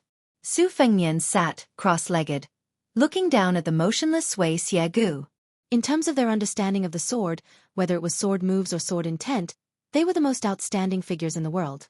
Su Fengnian had also imitated Li Chuangong's sword attack on the peak of the Great Snow Plateau many times, borrowing 100 swords with great momentum. But Su Fengnian was well aware that this kind of large-scale sword attack was both pleasing to the eye and practical when used against ordinary martial artists. This was because each sword and each sword qi, even if distributed to a single person, the power would still be considerable. But when faced against an opponent like Sui Xiegu, who was on par with him, no one had ever squandered their essence, qi and spirit in such a manner. Just like when Li Chungang and Wang Xianji met again on the surface of the Eastern Sea in the martial emperor city after dozens of years, the old man's majestic sword flow seemed to be scattered as it smashed towards Wang Xianji. But in reality, it was one sword after another, and the sword qi was closely intertwined. Su Fengnian was doing the opposite at the Listening Tide Lake. Although he made the first move, he did not make the first move. Instead, he gave the initiative to Sui Xiegu. This was the attitude of a host welcoming a guest. I have brought out a table full of sumptuous food and wine. Whether you want to eat or not depends on whether your appetite is big enough. This move contained not only Li Chuangong's sword intent, but also Xue Songguan's random beat in the rainy alley. It also contained the essence of Deng Tai A's thunderpool and some of the zen of the dragon tree monk. As long as Sui Xiegu, who was trapped in a circle, made a move, it would affect everything. He would become the enemy of this small world. Whether Sui Xiegu wanted to prove his swordsmanship or the reputation of the world swordsman, he had to first walk out of this small world of Buddhism's cage. Just as Sui Xiegu was about to make his move, Su Fengnian turned to look at Su Weisheng and smiled. Then, he threw a chess piece high up in the air slowly and casually. Chapter 12:15. Sui Xiegu's brows were as long as a white dragon's beard. His tall and sturdy body remained as still as a mountain from the beginning to the end. This kind of action was a result of his 100 years of experience, and also because he dared to challenge Li Chungang and Wang Xianji. If he added Su Fengnian to the mix, the three champions of Jianghu in the past 100 years had all been challenged by him. When Li Chungang returned from the demon-slaying platform, his state of mind was damaged, but Sui Xiegu did not take advantage of the situation. He still asked about the strongest person, the two-sleeved green snake that Li Chungang had mastered to the extreme. After that, Wang Xianji was at the peak of martial arts. No matter how they fought, he was always the strongest. Unfortunately, it was Yu Groom who received the last half of the sword. This was because Wang Xianji wanted to give the final battle to Su Fengnian, who was far away in the northwest. However, from the conversation that Green Pao Er heard, Wang Xianji was definitely not someone that Sui Xiegu could defeat. This time, Sui Xiegu did not enter Bailiang to work for anyone. He wanted to charge and kill the enemy in the Battle of Liangmang. He wanted to compete with Su Fengnian, an old man who did not care about riches and fame. Sui Xiegu was sure that Su Fengnian's original reliance on Gao Shulu's physique had disappeared. Therefore, the only thing that could be done was to kill without spilling blood. This was similar to the old master of the Spring Invitation Cottage who was best at talking on paper. However, Sui Xiegu believed that in today's world, there were at most a handful of idiots like himself who dared to fight with Su Fengnian. Arriving at the right time was better than arriving early. Just as Su Fengnian was facing off against the old man, Wu Luding and Sui Hua led the Wu clan cavalry into Liangzhou City and arrived at Mount Qingliang. After entering the prince's estate, their path was unimpeded. The 100-some people abandoned their horses and walked to the other side of Tide Hark Lake where the two experts were facing off. These withered swordsmen with long swords on their backs stood in a line. Apart from the sloppy young sword crown and the calm female sword attendants, the chief flow of these 90-some people was affected. Their tranquil minds began to ripple to varying degrees. Even if the spectators did not comment on the game, they could not help but put themselves in the opponent's shoes. This was even more so for the spectators. As a result, their state of mind was affected. Among the 90 or so swordsmen, most of them had dull expressions. Even in the face of Sir Tide Hark's rare peak-level confrontation, none of them revealed an expression of shock. There was a proverb at the beginning of the Wu family's genealogy: only when the heart is dead like ashes does the sword come alive. In the end, it was to say that the sword was more important than the person. Forget oneself and remember the sword. Only in this way could the sword be enlightened and enter the divine. The Wu family advocated 2 swords. One type of sword wielding was like a lover who had met with infatuated love. After grasping the sword, they would never change their mind and would die for the sword as if it were for love. The other type of sword wielding was like a descendant who respected their ancestors. They would pay attention to the inheritance of the sword and would often think about how the swordsman who wielded the sword would conduct himself. Wu Lu-ding squatted by the lakeside. Cui Hua, who carried the Su of Gojoseon, stood behind him. On the left and right of the sword crown stood a man in his 40s. His surname was Zhu, and he gave off a gloomy aura as if he had seen a ghost in broad daylight. The other old man stood in contrast. Even if he did not smile, he gave off the impression that he was much kinder. The sword on the old man's back was extremely thin and long. Its width was less than half that of an ordinary sword, but it was as long as 2 ordinary swords. The old man was short and his sword was almost as tall as him. These 2 people were very important even in the sword tomb of the Wu family, which was full of experts. The man Wu Lu-ding privately called Demon Zhu was once Dong Tai's mortal enemy. The 2 of them were once abandoned on the Sword Mountain. From childhood to adolescence, they relied on each other for survival. No one knew why they eventually turned against each other and became enemies. Helion, who was nicknamed the Sword Grandpa, was a martial arts maniac. He was one of the few Beimang swordsmen in the Sword Tomb. The illegitimate son of the Wu family, Dong Tai, fought against him when he left the Sword Tomb. Helion, on the other hand, was praised by the ancestor of the Wu family as the best in terms of his unique understanding of the sword. The man with the surname Zhu crossed his arms in front of his chest and said sinisterly, "What best in the world? As long as we remove those nails, even I will have a chance to kill him." Although Wu Lu-ding didn't have a good impression of Su Fengnian, he was still impartial when it came to matters and people. In addition, he had always hated Demon Zhu, who had killed many people in the Sword Tomb. If it wasn't for the fact that Demon Zhu had already left the Wu family, he would have pestered the ancestor to change his mind and not let the tiger go back to the mountain. He and Cui Hua didn't believe that 60 dragon-binding nails could trap this person. Therefore, Wu Lu-ding sneered and said, "Don't forget that the current Su Fengnian is a Su Fengnian without Gao Shulu's physique. His strength has been greatly reduced. If Wang Xianji hadn't died, would you have dared to say such words in Martial Emperor City?" The devil laughed mockingly and said, "Whether old monster Wang is dead or not, I won't say that I can defeat him. But since that Su Fengnian has been beaten back to his original state and is only a #1 person in the world who doesn't live up to his name, why can't I say it? Can't kill him? As the sword crown of the Wu family, you don't even have this bit of courage." It seems that the Jianghu is destined to be worse with each generation. The Wu family's sword tomb is no exception. Wu Lu-ding was so angry that he glared. Just as he was about to speak, he heard Cui Hua say softly, "Zhu Huang, in 3 days, we will decide who the Su of Gojoseon belongs to." Demon Zhu, who had been drooling over the Su of Gojoseon for a long time, chuckled. However, there was a trace of undetectable nervousness in his fiery eyes. Wu Lu-ding was even more flustered. However, he knew Cui Hua's temperament too well. He couldn't persuade her with words. Even if he used a few large vats of saliva, it would still be futile unless his swordsmanship was better than hers. At this moment, Wu Lu-ding, who had left the sword tomb to travel the Jianghu for many years, suddenly realized that he might have been too content. He always felt that he would one day reach the top of the sword forest and that there was no need to rush. Wu Lu-ding seemed lazy and undisciplined, but he was also extremely conceited. He thought that his talent was enough to make the entire Jianghu wait for that day. Elder Helion, who had been watching the tide listening pavilion all this time, suddenly said, "I've spent my entire life observing, learning, and comprehending. It's like collecting countless treasures. I want to weave 2 flawless curtains, but I'm limited by my mediocre weaving skills. I have the will, but I don't have the strength. It's said that even the cleverest housewife can't cook without rice. I'm helpless, and I'm even more helpless. I have 10,000 pounds of rice, but I can't cook it. Thus, I've never been able to show these 2 curtains to the world." The elder turned his head to look at the young sword crown and slowly said, "I originally thought that you, Wu Lu-ding, could weave the 2 curtains. However, time doesn't wait for me. I'm already over 80 years old and don't have many days left to live. I might not be able to wait until the day you achieve enlightenment in the way of the sword. Now, I'm fortunate enough to encounter a ready-made one."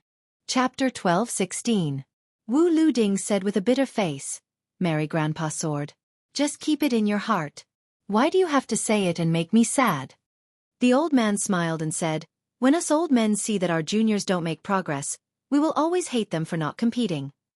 Wu Luding sighed and turned to look at the lake, lost in thought.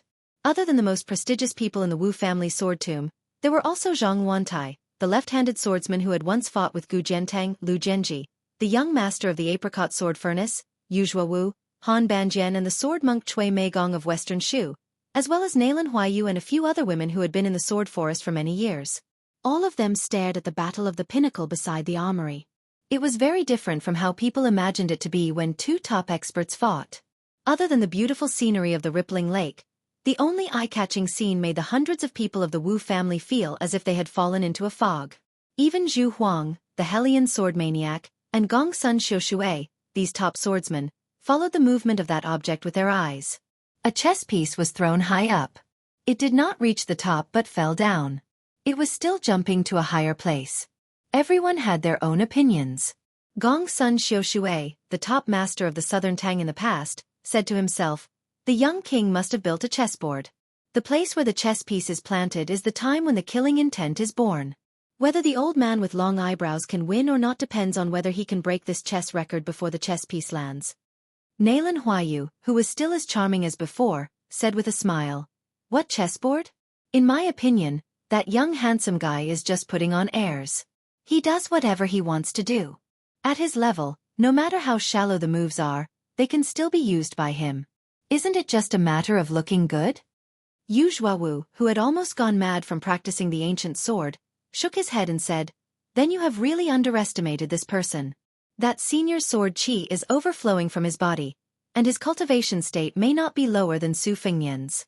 There must be a deeper meaning behind his actions.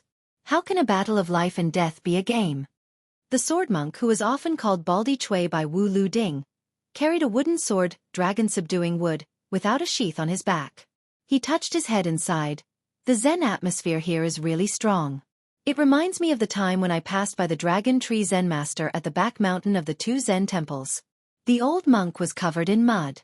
With a hoe in hand, he walked towards me and greeted me with a smile. I thought he was just an ordinary monk in the temple and missed him. Later on, when he thought about it, he realized that he was indeed a person who had attained the Tao of the glazed body. No wonder they say that the Su family of Bailiang has been devoutly worshipping Buddha for 20 years. Could it be karma? The chess pieces began to fall. Just when everyone thought that an earth-shattering battle was about to begin, the sword maniac Hellion revealed a look of surprise and said coldly, it's clear. Cui Hua closed her eyes again. Zhu Huang seemed to have sensed it at the same time. He curled his lips and had a complicated expression. It seemed to be admiration and disdain. Of the remaining 90 or so people, a few of them were obviously slower by half a beat. Most of them did not know what was going on and were still waiting for the thunderous confrontation between the two sides. The chess piece gently landed on the white-browed elder's shoulder. The elder's feet began to sink into the ground. It was only when his knees touched the ground that he stopped falling. Sui Xiegu retracted his gaze from Su Weisheng and raised his hand to casually smash the chess piece.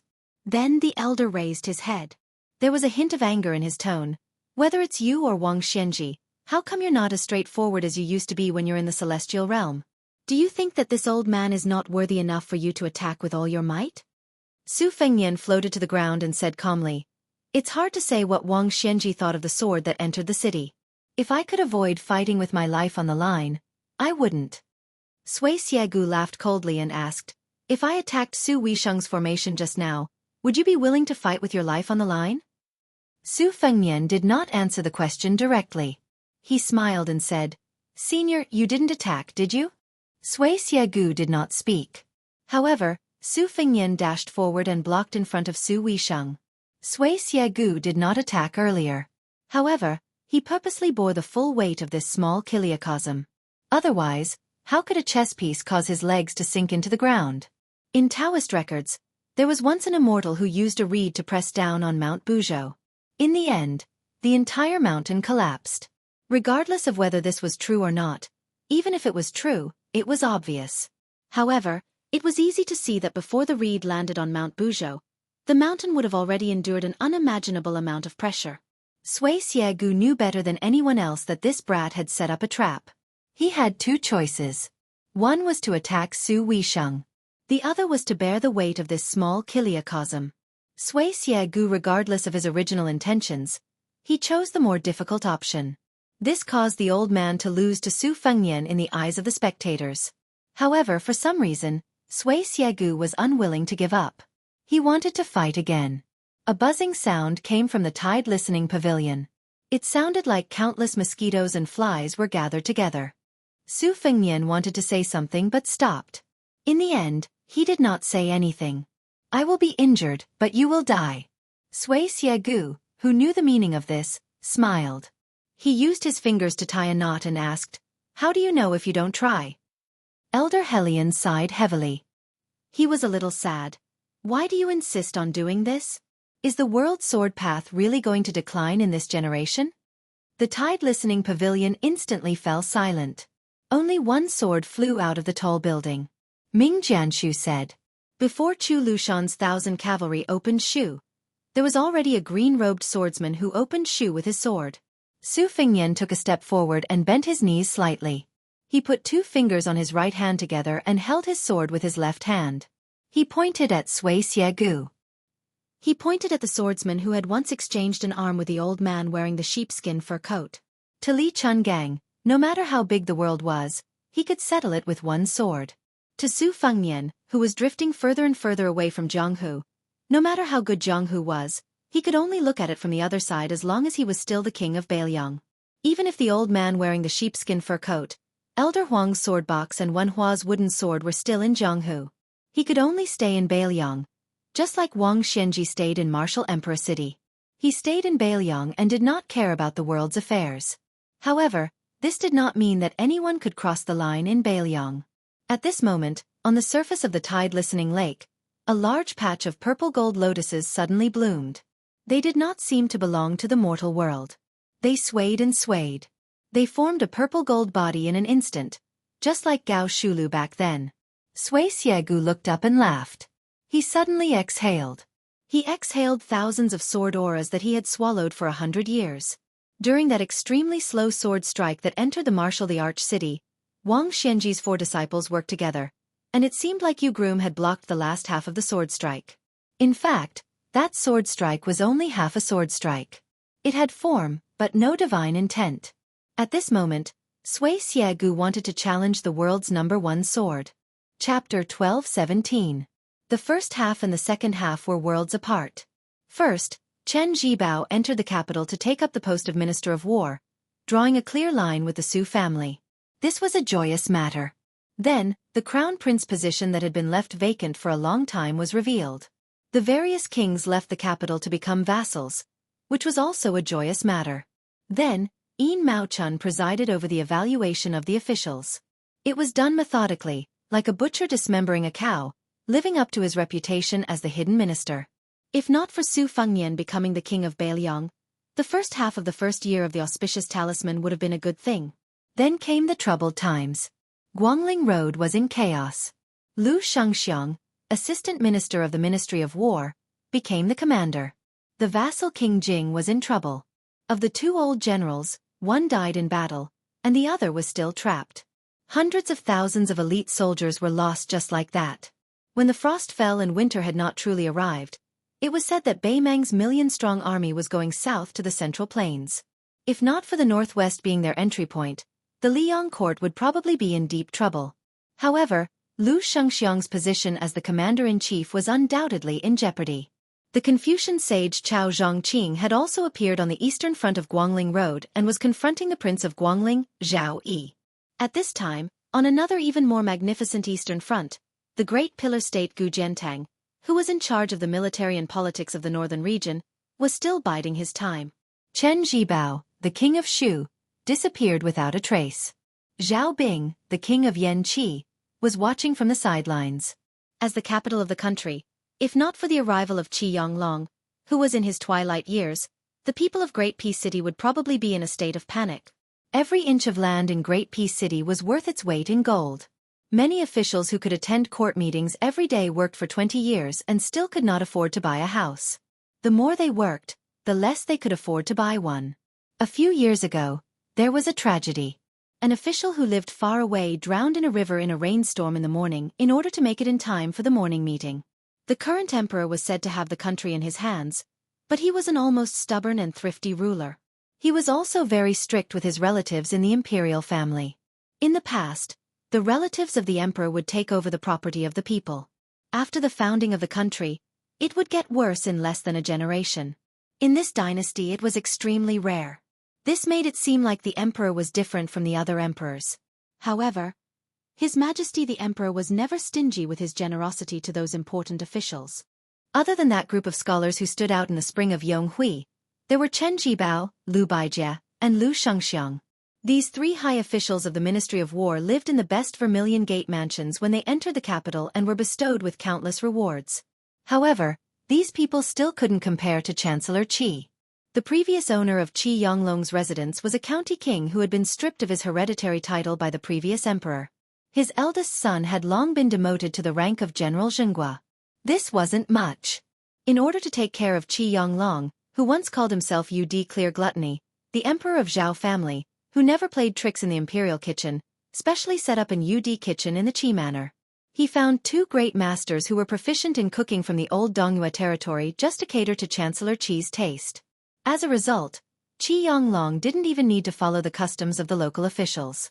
The Qi manor was such a treasured land of feng shui, so it naturally made the city's high officials and nobles scramble like ducks. They all considered it an honor to be able to cross the Qi manor's threshold.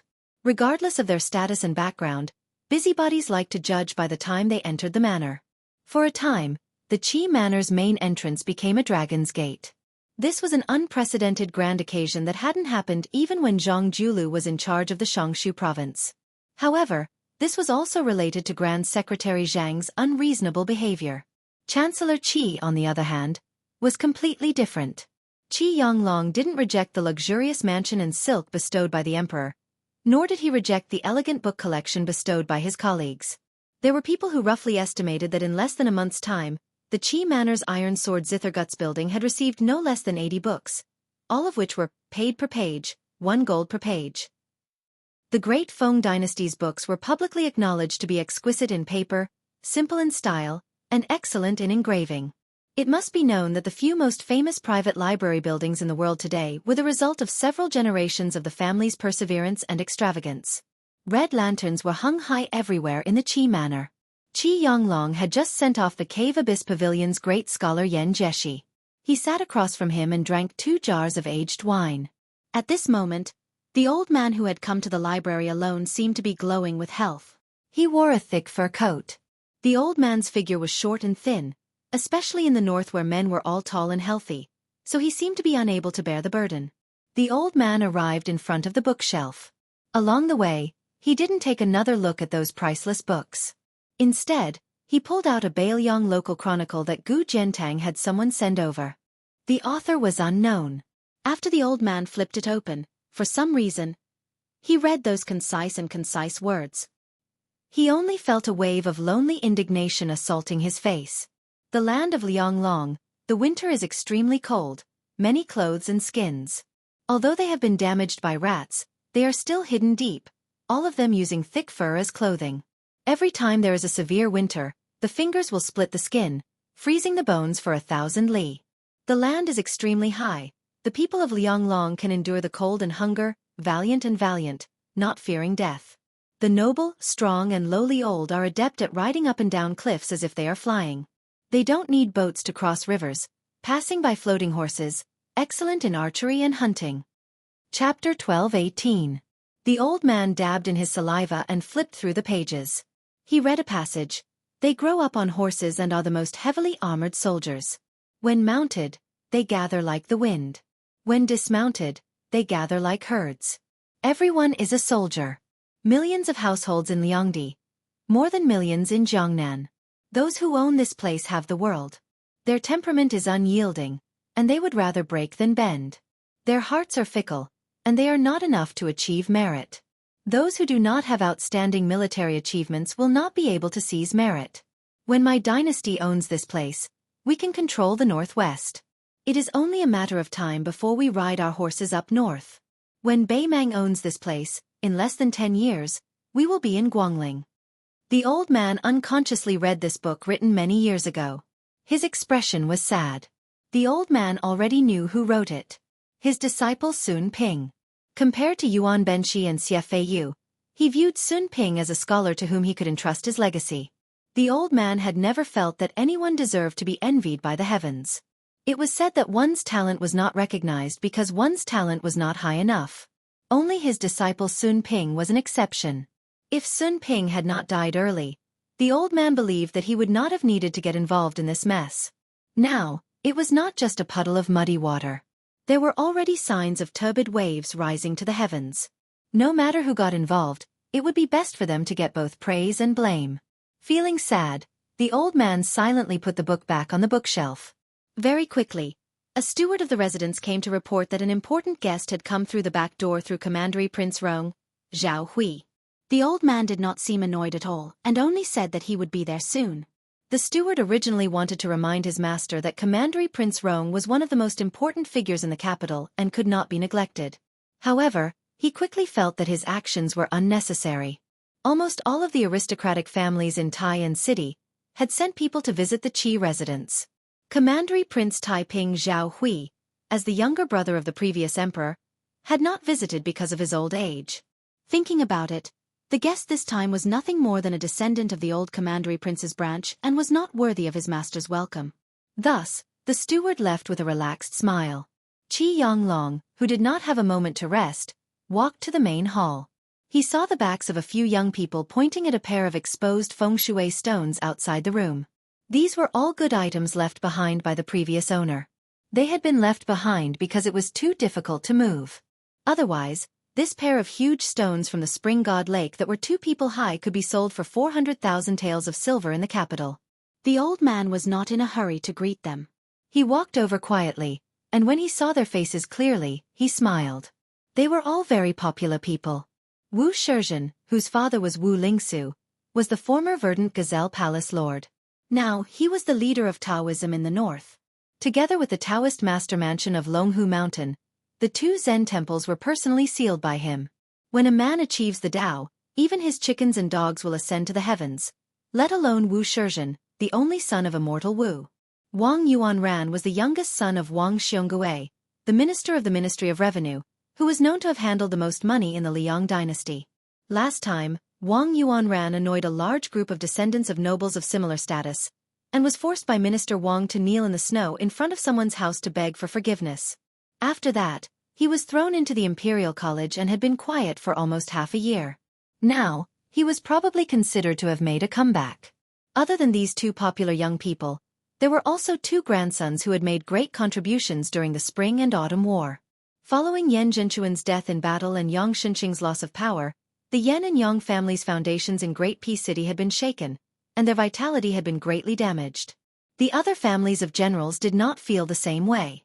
The ancestors of the latter who had made great contributions during the Spring and Autumn War had mostly died of old age and illness. They were originally far inferior to Yang Xinqing's Yang family, who was still alive. Yang Xinqing could do whatever he wanted in the west of the capital. Back then, most of the Han family's wealth had been handed over to him, and he had tens of thousands of elite soldiers in Ji province. Many times, the imperial court's decrees were not as important as Yang Xinqing's words.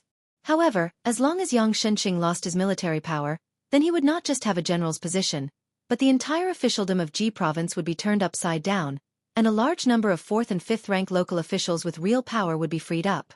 When the 4 saw the old man, who was about a head shorter than them, they all respectfully knelt down and bowed. Qi Yonglong accepted it calmly.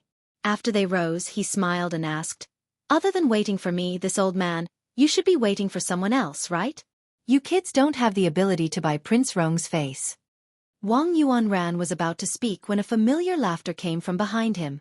Qi Yonglong turned around and saw 3 visitors. They all had young faces, but compared to the group beside him, whether it was their status or their aura, they were much better. The former 4th prince, the current crown prince Zhao Zhuan, the right chancellor of the Imperial College, Jin Lanting, and a man that Qi Yonglong did not recognize. He was filled with a murderous aura that could not be concealed. Even if he was accompanied by the crown prince and Jin Sanlang, He did not have the awareness of being a supporting character. The old man thought for a moment and remembered a person. It should be Yuan Tingshan, Gu Jiantang's adopted son, and the son-in-law of Yanbao in Ji province.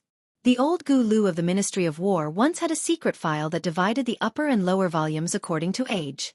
Those who could be recorded in it, especially the lower volume in the past 20 years, other than a few people who destroyed their own futures, most of them had reached the high position of a fourth-rank general at the very least. Yuan Tingshan was now in the top 3 of the lower volume. The 3 of them bowed together. Qi Yonglong told them to dispense with the formalities. He sighed and smiled. It's good to be young. Chapter 12:19. Chancellor Qi sighed. Crown Prince Zhao Zhuan, Jean Lanting and the rest only smiled and didn't say anything. They weren't at a position where they could casually argue with Qi Yonglong. At the very least, they weren't at that age yet. As the Crown Prince of Liang, Zhao Zhuan had the most confidence.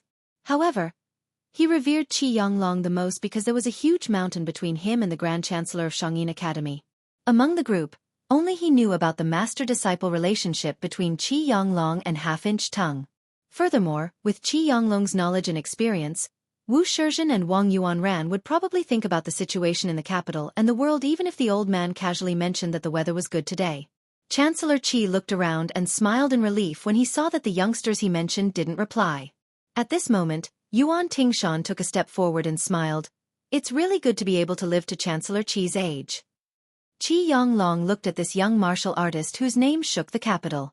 Not only did he not blame Yuan Tingshan for his outspoken words, he didn't hide the admiration in his eyes. He looked at Yuan Tingshan and nodded. Indeed, it's better to live than to die.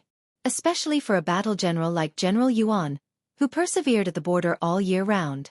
It doesn't matter if you lose a few battles, as long as you don't die, you will have everything. Yuan Tingshan was stunned for a moment and grinned. Chancellor Qi, you are much more straightforward than those old fellows in the capital city in the past. If there's a chance to make a trip to Jizhou, I will definitely bring out the best wine. Chancellor, it's impossible not to drink wine.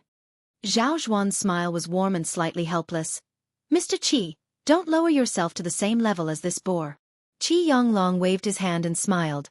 Living in the desert border for a long time can cultivate heroic spirit. What you said is true. I will probably make a trip to the border next year, from Liangliao to Jixi. At that time, I'm afraid General Yuan won't have enough wine.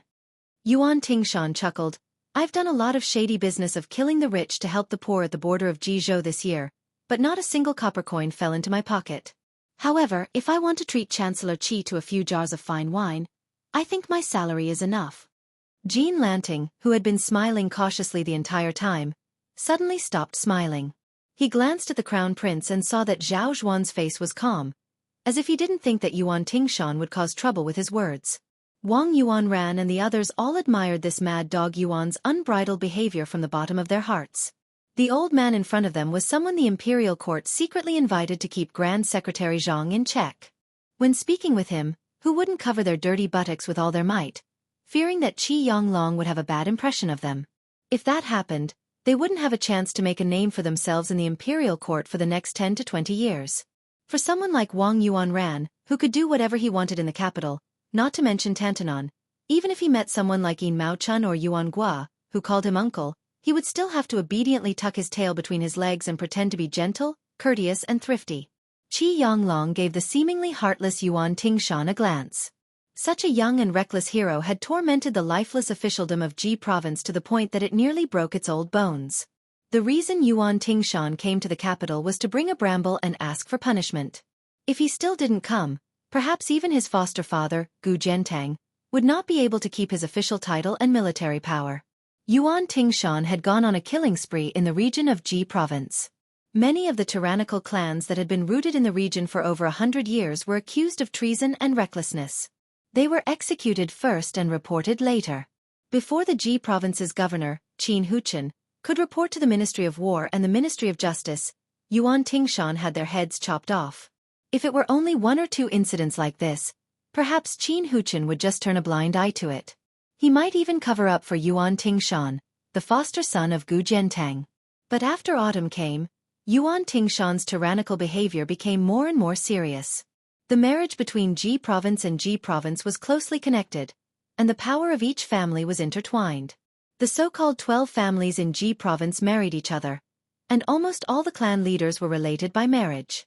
As a result, Yuan Tingshan killed 4 of them in one go.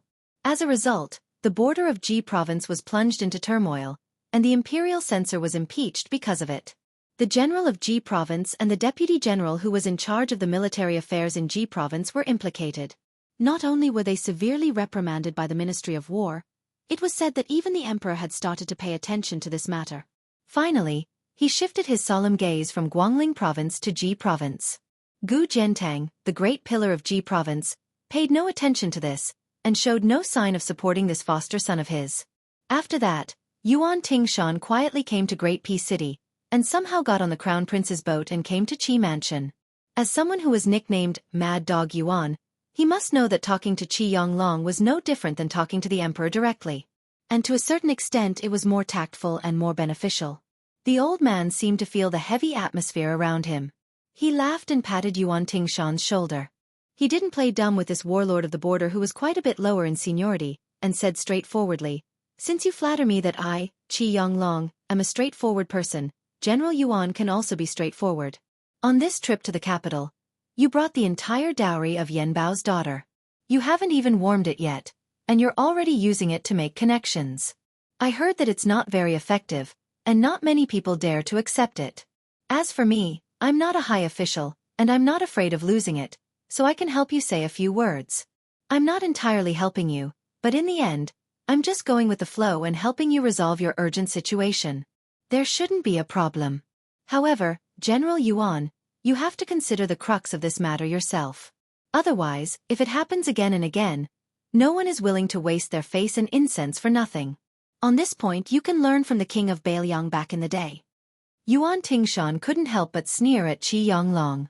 However, he could only hold back his complaints when he was facing this Grand Chancellor who had a profound and unfathomable knowledge. Otherwise, even when he was facing the great General Gu Jiantang, who had contributed to the annihilation of 2 kingdoms, Yuan Tingshan would still be straightforward. Naturally, Qi Yonglong had heard about the grudge between this man and the Su family. Therefore, he said earnestly, imitating a worthy person is a realm that only a virtuous person can achieve. However, if you wish to catch up with your enemy's power and status, it's something that everyone has. The latter is easier to accomplish. It's just like how you, Yuan Tingshan, didn't find Mi Fu, who had 9,000 soldiers and horses, an eyesore of Qin Yu, who was the lord of a province. Therefore, you've been thinking of adding a few thousand soldiers to your army, or even pushing Qin Yu away and becoming the provincial governor, an important official of the border. You've been building momentum for this recently. Then, based on the same logic, why can't General Yuan learn from Ren too and carefully study the history of this martial artist who had achieved great merit in the spring and autumn period? Could it be that the true thought in your heart is? When he said this, the old man narrowed his eyes. Yuan Tingshan quickly interrupted Qi Yonglong and said with a bitter expression, Hold on. I'm scared of you, Mr. Qi. Don't worry, I've understood what you mean. As long as you're still in the imperial court, I'll do as you say. What do you think? As for where my position will be in the end, and what I'll do at that time, if you've retired at that time, I dare not say that I'll listen to everything you say, but I'll still listen to your advice. Chapter 12:20. When the bystanders heard this, they felt as if they had fallen into a fog. The hedonistic son of a wealthy family, Wang Yuanran, didn't even listen since he didn't understand. He absent-mindedly admired the flowers, plants, and strange stones in Qi Manor. Jean Lanting carefully chewed on the words of the old and young. This second-in-command of the Imperial College, who already had one foot in the center of the dynasty, already knew too much inside information. First, Chancellor Qi said he was just going with the flow. In that case, not only was the emperor not angry about Ji Bei's turmoil, he was instead happy to see it happen. Jean Lanting didn't find this strange. Back then, when the entire Han family died, it was only the first wave of cutting grass in Ji province, this important border region.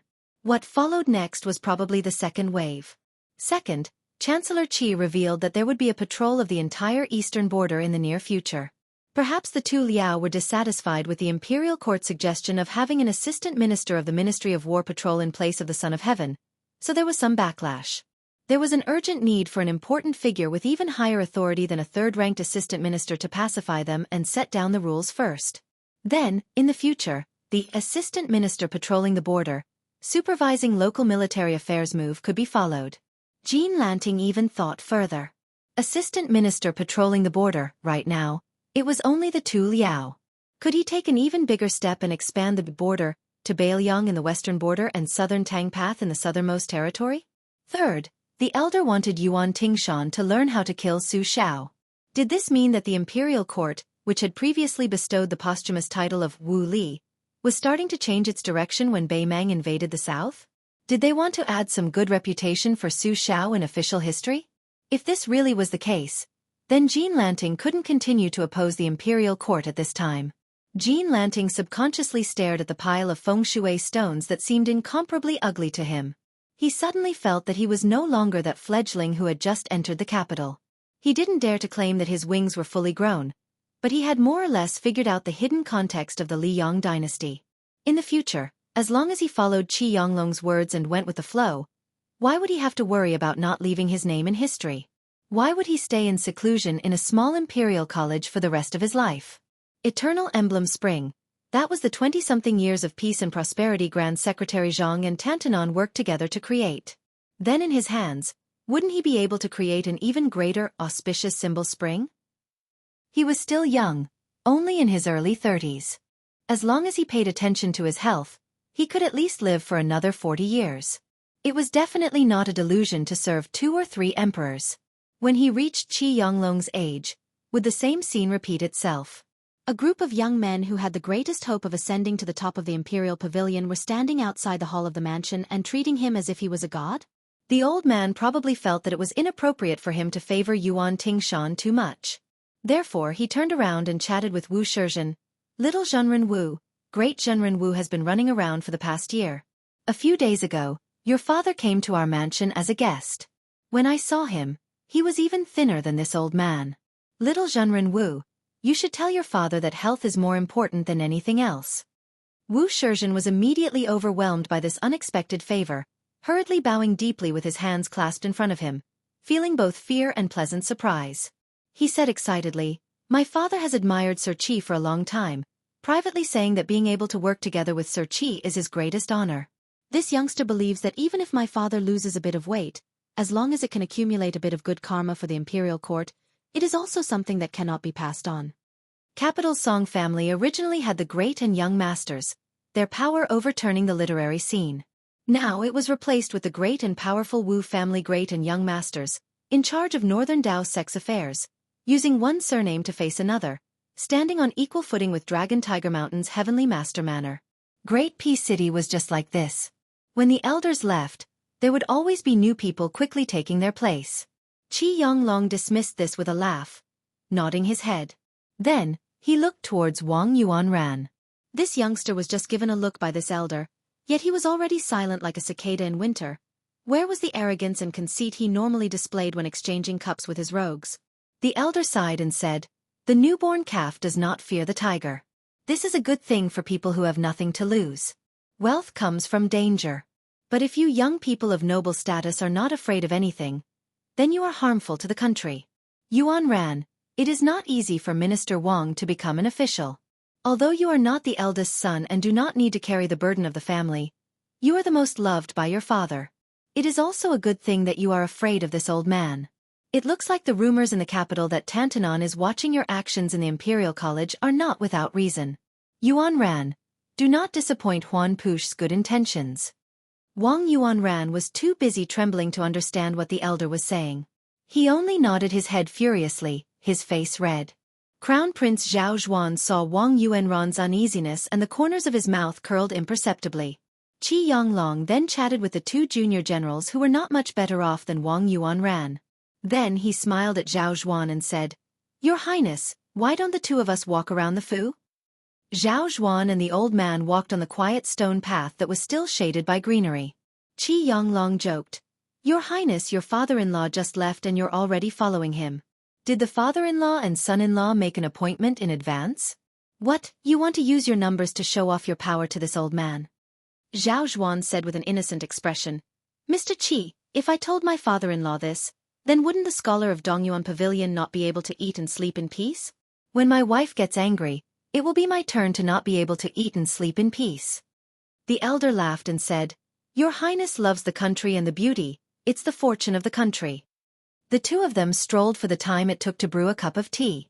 The young eunuch of Ceremony Directorate, Song Tonglu, suddenly appeared in front of them. Zhao Zhuan didn't say anything and went back the way they came, leading the group of like-minded Eastern Palace guests away from Qi Manor. They all looked like they had come in high spirits and returned in high spirits. Before they all boarded their carriages, Jean Lanting, who was closer to Wu Shizhen, walked forward and said softly, Shizhen, remember, tell your father that Grand Chancellor Qi said that his body is more important than anything else. Wu Shizhen was confused and asked, En? What does San Lang mean? Jean Lanting didn't explain in detail and said with a calm expression, You just have to pass it on, your father will understand. After being reminded, Wu Shizhen also figured out the mystery behind it.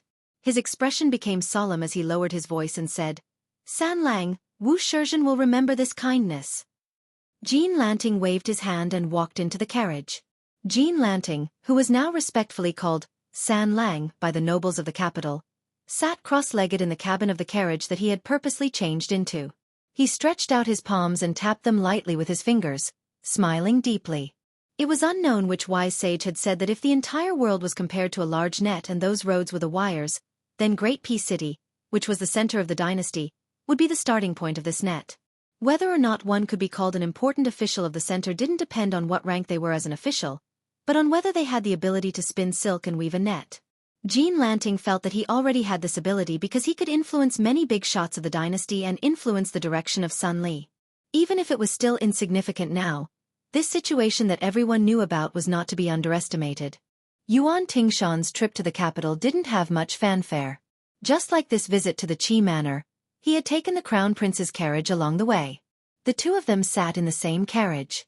Zhao Zhuan and Yuan Tingshan lazily leaned against the walls of the carriage, one on the left and one on the right. Obviously, they were the ones who hit it off the best. Zhao Zhuan smiled and said, Tingshan, why don't you let Sir Qi finish speaking?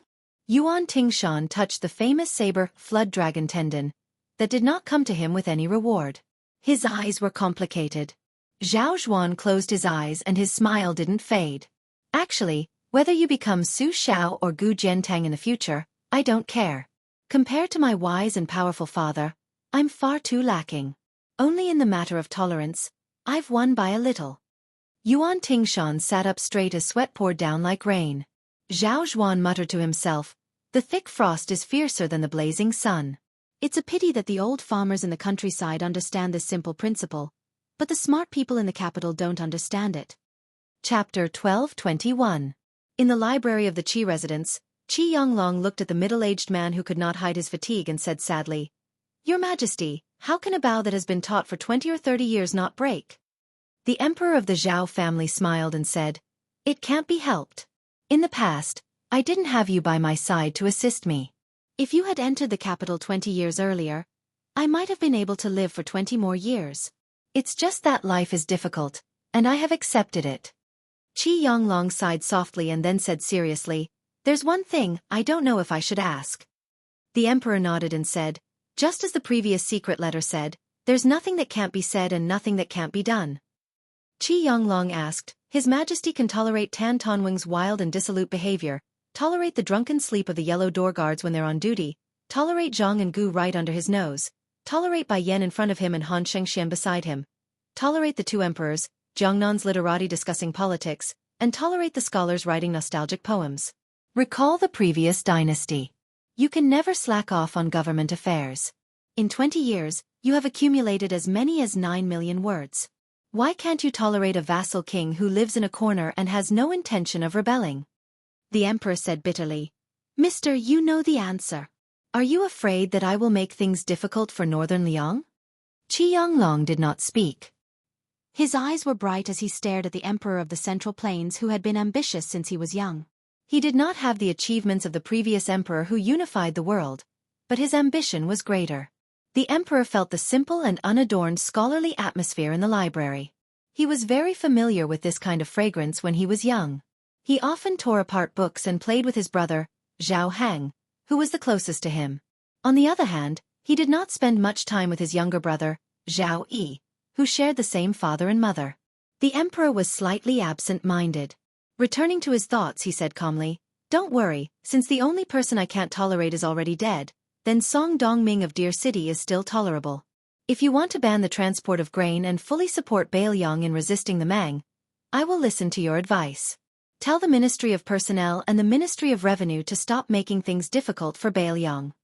The emperor continued, "Before Sir entered the capital, you had previously asked me how I would deal with Zhang Julu. In reality, it isn't that I find it hard to tolerate this Grand Secretary Zhang, but rather that the state of Zhao cannot tolerate him, so I must make a choice. To be honest, my reputation is far inferior to that of the late emperor. Before I ascended the throne, my father was ill. Before the crisis, he established a secret family rule for us princes. Regardless of who inherits the throne, we must emphasize culture and suppress military might.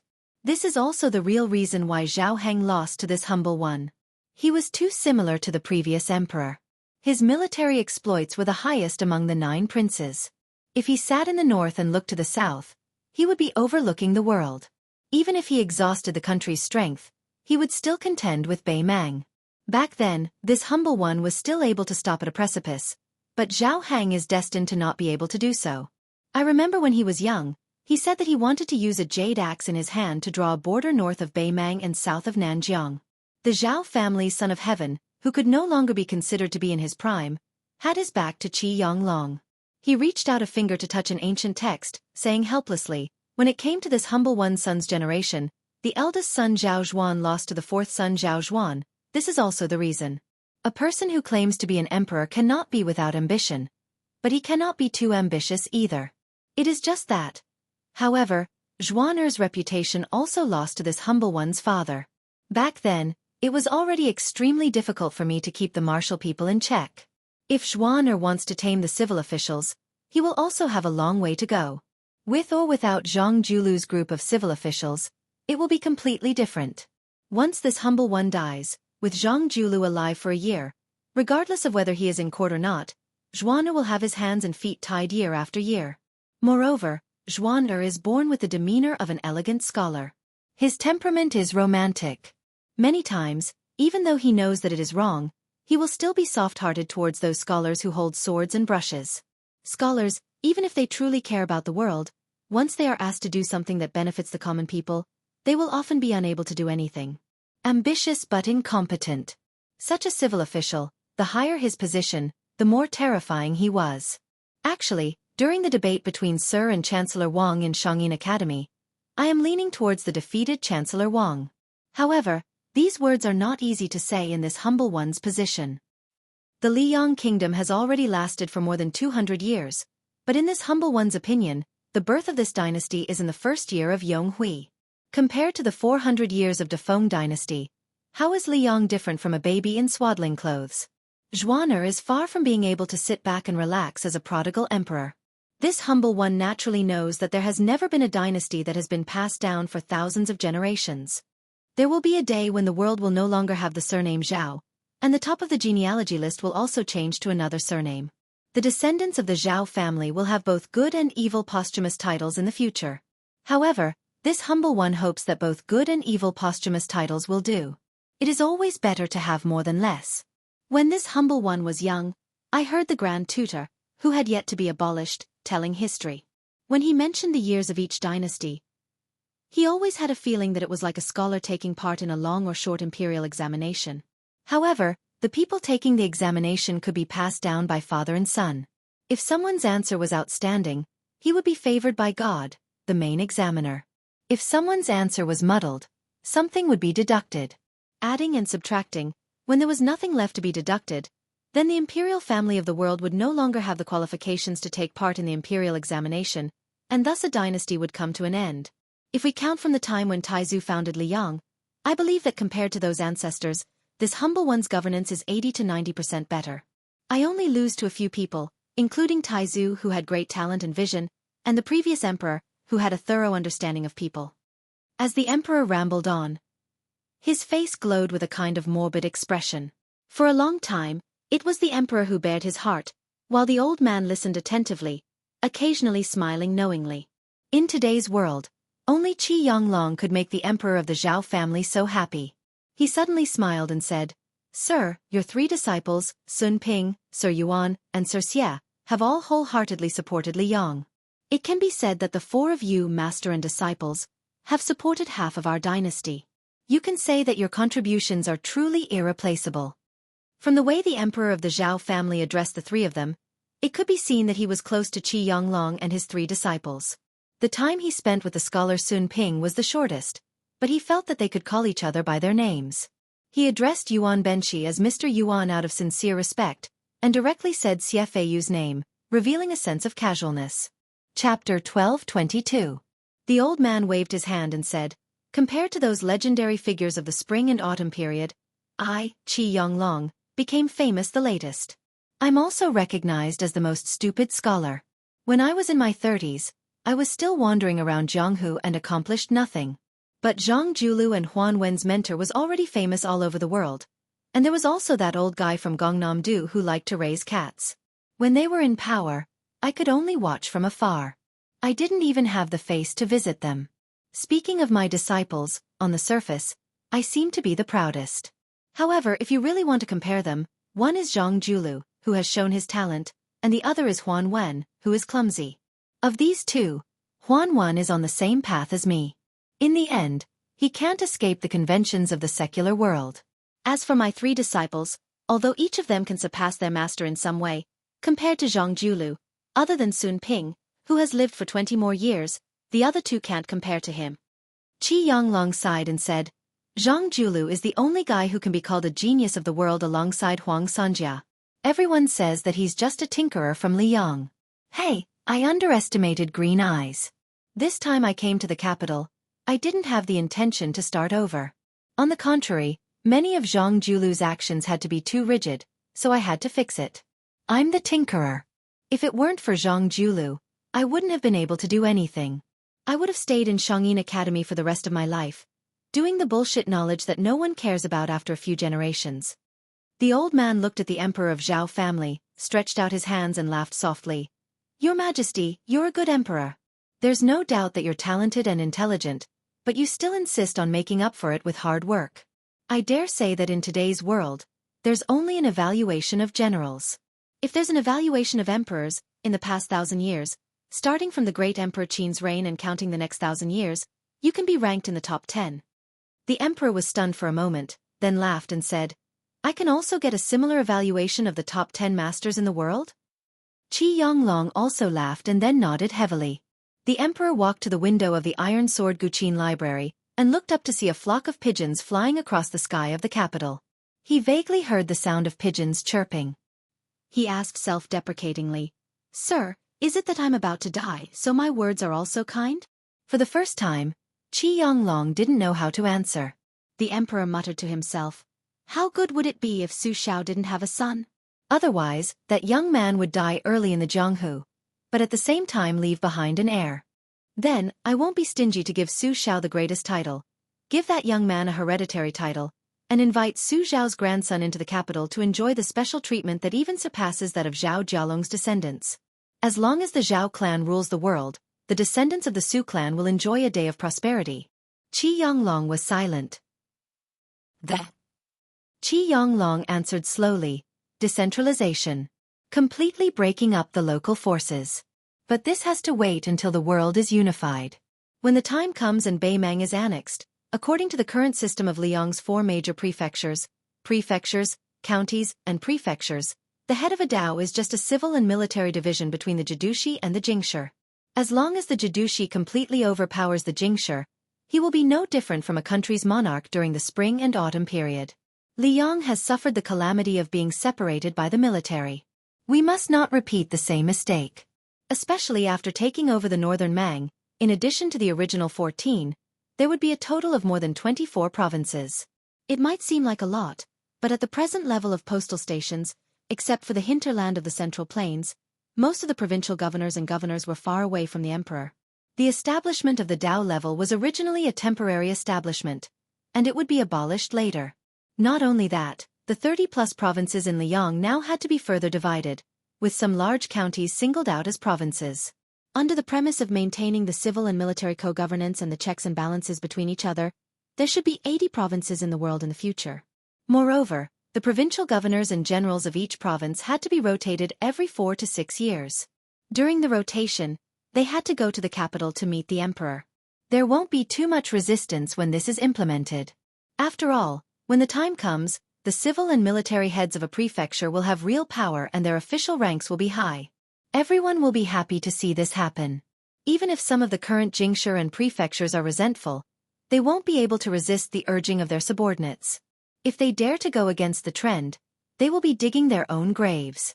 The imperial court won't even need to do anything. Qi Yonglong hesitated for a moment. He raised his arm and made a clenching and unclenching gesture. Only then did he open his mouth and say, "This is decentralization. The next step will depend on the ability of the future Zhao Emperor to decentralize. Decentralization can't be too tight. You can't hold on to it and not let go. You can't appoint people by favoritism. You can't think that you'll get it done once and for all. Scholars can debate whether human nature is good or evil. But as an emperor, you have to firmly believe that human nature is easy to change, that greed is hard to satisfy, and that you have to constantly show kindness and severity. But generally speaking, as long as this matter is successful, it won't be difficult for the Zhao family of Liyang to remain at the top of the genealogy for another 200 years. As for specific measures, for example, the closer to the border, you can use favoritism and not virtue. The closer you are to the capital, you can use virtue and not favoritism. When you rotate, you must follow this principle. But this kind of thing is ultimately just a minor detail. The emperor listened attentively to the old man's words, not daring to miss a single word. Qi Yonglong seemed to have realized something. He said, "It's inevitable that the world will be divided and united. But if we trace it back to the source, every time the world is in chaos, it's the dynasty that blocks everyone's path to ascension. In fact, it's very simple to be a commoner and an official. That is to let them have a thought in their hearts. With a thought, they will be afraid of death and don't want to die. In the end, as an emperor, no matter how stingy he still has to give everyone a pair of shoes to wear. Don't let the people in the world be barefooted and not afraid of wearing shoes. Because of this, they will have the last thought of daring to pull the emperor down from his horse." On this point, Su Fengnian did very well. From the generals of Bailiang to the civil officials, and then to the commoners, his various actions are to tell the people of Bailiang that I, Su Fengnian, will enjoy the blessings with you and bear the hardships with you. Hearing this, the emperor said softly for no reason, "How good would it be if this young man was my son? Back then, it would have been fine if he had been my son-in-law." Qi Yonglong didn't know whether to laugh or cry. He wanted to remind the emperor that there was no such thing as if in the world. The emperor looked out of the building in silence and was in a daze for a long time. Qi Yonglong was also in a daze. This was the first year of auspicious talisman. After autumn, many people felt uncomfortable. But in reality, even more uncomfortable waves were still to come. When the frost killed all kinds of grass, many people would die, and many people who had already gotten rich would die. The emperor suddenly turned his head, tears streaming down his face. "Teacher, I don't want to die yet. I still want to see this world, from the south to the north, a few more glances. It's good to take a few more glances." Qi Yonglong had nothing to say. He stood on tiptoe and was finally able to pat the shoulder of the tall man who was not wearing the dragon robe today. This scene was comical and sorrowful. Chapter 12:23. The tens of thousands of Ji province's old soldiers led by Yang Shenxing were lured into a great trap, setting a bad example for the Liyang dynasty that was previously invincible on their way south. Before Chao Zhongqing even made an appearance, they already lost close to 100,000 elites at Guangling Path's borders. This made those spring and autumn period people who had finally managed to integrate into Zhao family's imperial court with great difficulty feel complicated emotions. They were worried about Li Yang's true strength, wondering if they really had the national strength to contend against Northern Mang, and then defeat them in one go. Deep in their hearts, they more or less had an indescribable feeling. Back then, Liang had relied on a large group of generals, including Su Xiao, to conquer the world. 20 years later, didn't they still have to suffer defeat in West Chu? As the old saying goes, the river flows east for 30 years and west for 30 years.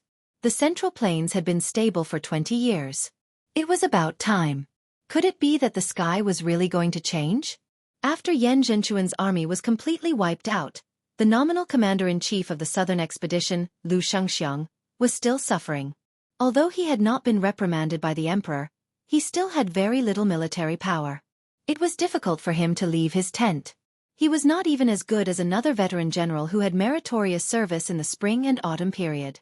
Among them, the dragon general Su Gong, who had been the pillar of the Gumu Su family, was regrettably defeated and continued to be frozen by the court and the Ministry of War.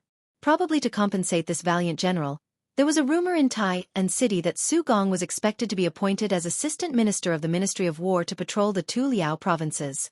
Following the second large mobilization of troops from Liang's capital, West Chu was not willing to fall behind. Riding on the east wind of two consecutive great victories, a young man named Ko Jianghuai, who had risen to fame in the western frontier, followed closely behind, and fought a series of dazzling and beautiful battles. In the eastern front, in a confrontation with the prince of Guangling Zhao Yi, who had a unique understanding of military strategy, he actually had a firm grasp of victory. Within 20 days, he had conquered Huangyan Pass, Daijai's, and 6 other places, including Huangyan Pass and Daijai's. In particular, this man's 3,000 personal guards, called the Flying Ape Army, were able to cross rivers and streams with their armor, as swift as apes. They shone brightly in the Battle of Sheeping Mountain on the eastern front. Moreover, Ko Jianghuai's military strategy was treacherous. Not only was he good at long-distance raids, every time he captured a city, he did not defend it. He had intercepted and killed Zhao Yi's reinforcements 4 times. Except for one time where he failed, all 3 times he wiped out the reinforcements. Until now, he had already beheaded more than 10,000 people, and his military service was illustrious. As a result, on the eastern front, a large area of transition zone that originally belonged to Zhao Yi to delay West Chu's eastern advance had been cut into pieces. It had fallen to the point where no one dared to defend it, and no one dared to save it, allowing Ko Jianghuai's troops to come and go like the wind, slowly nibbling away. Unfortunately, Zhao Yi's right-hand man, Lu Shengxiang, had already been promoted to assistant minister of the Ministry of War and could be considered a member of the imperial court. Moreover, he was the main general of the southern expedition, so he definitely could not contribute to the spring snow building. The infantry general, Zhang Erbao, stayed in the southern border. Zhao Yi did not feel that a fledgling Ko Jianghuai was really worthy of Zhang Erbao's crusade. Chao Chongqing was more suitable. In the end, Zhao Yi used the 500 Li Express to order his trusted subordinate, General Heng Jiang, Song Li, to immediately return to the spring snow building from the northern gate of Guangling. The famous general of Guangling, who took advantage of the rich merchants and profited without restraint, seemed to be in no hurry. It was said that General Heng Jiang, who had a hobby of collecting beauties, had also taken in 2 beautiful women who had met with misfortune on his way south. That was not all. In order to urge this person to quickly head south to defend against the enemy, the Guangling prince even sent his eldest son, Zhao Yuang, out of the city to receive him grandly. It was obvious how much he relied on this general of fortune. If this was only the internal problem of Liang, then the external threat was like a black cloud pressing down on the city, threatening to destroy it. Beimang's million-strong army had begun to head south. Not only were they eyeing Beiliang covetously, but they were also eyeing the fertile lands south of Beiliang, the Central Plains. In the first year of Xiongfu, this eventful period, it seemed like there really couldn't be any more trouble. Great Peace City was bustling with noise and excitement. A white-clothed monk who had previously traveled 10,000 li to the west alone left, and then came Qi Yonglong whose knowledge was as high as the heavens. During this period of time, there was another nameless small figure who occasionally popped his head out, but he quickly returned to silence. Meanwhile, the reason why he was remembered and chatted with for a bit was all thanks to Grand Secretary Zhang's comment, "The Bureau of Weapons is not enough to accommodate talent." Regardless of how high or low the Grand Secretary's comment was, this youngster who caught a glimpse of the imperial court was called Sun Yin, a Beiliang person who Great Peace City loathed the most. Now, he held a post in Manxia province, and could barely be considered a low-ranking person. However, the reclusive Sun Yin was quickly forgotten by the capital, to the extent where he couldn't even compare to the little Taoist master Wu Shizhen, who came down from Green City's mountains to the capital. After Tantanon kicked up a ruckus in the Ministry of War's Lu Baijia, not only was Huan Wen not blamed by the imperial court, There were instead rumors that Tantanon might very well become the first great figure who completely grasped control of the entire Menxia province in Liang dynasty. His official rank would also begin to truly be on equal footing with Zhang Julu, rising up into the top few first rank in the dynasty. Not only that, there were also people who said that Tantanon's exceptional promotion this time was the emperor's move to kill two birds with one stone. Not only was it to pave the way for Qi Yonglong to become the head of the Hall of Secretaries, but if the rumors were true, then the two departments of the Hall of Secretaries, which were only nominally divided between the two departments of the Hall of Secretaries, would completely break away from the control of the Grand Secretary. At that time, the situation where the blue-eyed girl could cover the sky with one hand in the spring of eternal Hui would obviously be gone forever. As for whether this was true or not, there were probably only a few people in the entire Liang dynasty who dared to pat their chests to confirm it. In fact, one of the two main parties involved, Huan Wen, also didn't know what the situation was like. However, Tantanon, who was about to be trampled on in front of his house, didn't seem to care at all. On the other hand, the noblemen of the Menxia province couldn't sit still and used various methods to bring wine to the temporary left servant Xi's mansion to ask for the inside story. Tantanon didn't pretend to be profound and only told them that this was a wonderful thing, and that if he got it, he would be lucky. Tantanon also bluntly said that if he, Huan Wen, could be promoted, his original position would definitely not flow into the field of others. Even if he had to go to His Majesty and make a scene, he would shamelessly promote him from his own Menxia province. As soon as these words came out, everyone in the Menxia province was delighted. Chapter 1224. While Menxia province's undercurrents were surging, Sun Yin, who held the post of minor 8th rank clerk, still left on time every day. When Grand Secretary Zhang's comments were widely circulated, there were rumors that Sun Yin would advance to minor 6th rank Fu Baolang. After all, this post could still be considered one of the Son of Heaven's close ministers. Even though it couldn't compare to last year's newly established study office clerk, who was always by the monarch's side, it was still enough to make the younger generation of influential families rather envious. However, this matter was quickly left unsettled. Menxia province's officials didn't like this reclusive outsider to begin with, happy to see him fail. Sun Yin's position as clerk was something Tantanon temporarily added with a wave of his hand. The old 6 clerks all tacitly joined hands to exclude Sun Yin. In reality, Sun Yin spent every day in Menxia province's yamen doing nothing, to the extent where he didn't even flip through books or practice writing. He just sat in the darkest corner of the clerk's room. Other than staring blankly, there was nothing else to do. At first, even the clerk's head felt restraining fear towards this young scholar, but in the end, he was someone Tantanon personally appointed, so for better or for worse, he still had to leave him a bit of face. How he secretly tripped him up was one thing, but on the surface, he could still act amiably. However, as time went on, he discovered that after left servant she threw this fella into Menxia province, he didn't pay him any attention at all, not once summoning Sun Yin alone. The only time he stepped foot in was when he discussed past and present with an old and experienced clerk. From start to finish, he didn't even give Sun Yin a single look. As a result, even the last bit of good expression in this yamen was gone. Sun Yin imperceptibly became Menxia province's most leisurely mediocre person. Nothing to do, nothing to say, to the extent where he was pitiful to the point where he couldn't make a mistake. Under the autumn rain's dusk, Sun Yin silently walked out of the room, raising his head towards the overcast sky. During this period of time, colleagues occasionally entered and left at his side, but they all turned a blind eye to each other. Then, Sun Yin saw a familiar figure wave towards him. After following, the two walked side by side. When the figures in the distance saw this scene, they were all stupefied.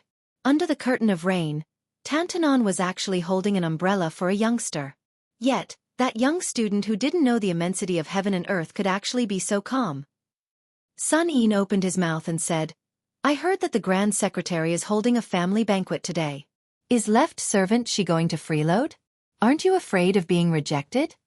Huan Wen said calmly, "It's Green Eye's business whether or not to see him. It's my business whether or not to go." Sun Yin's brows furrowed tightly.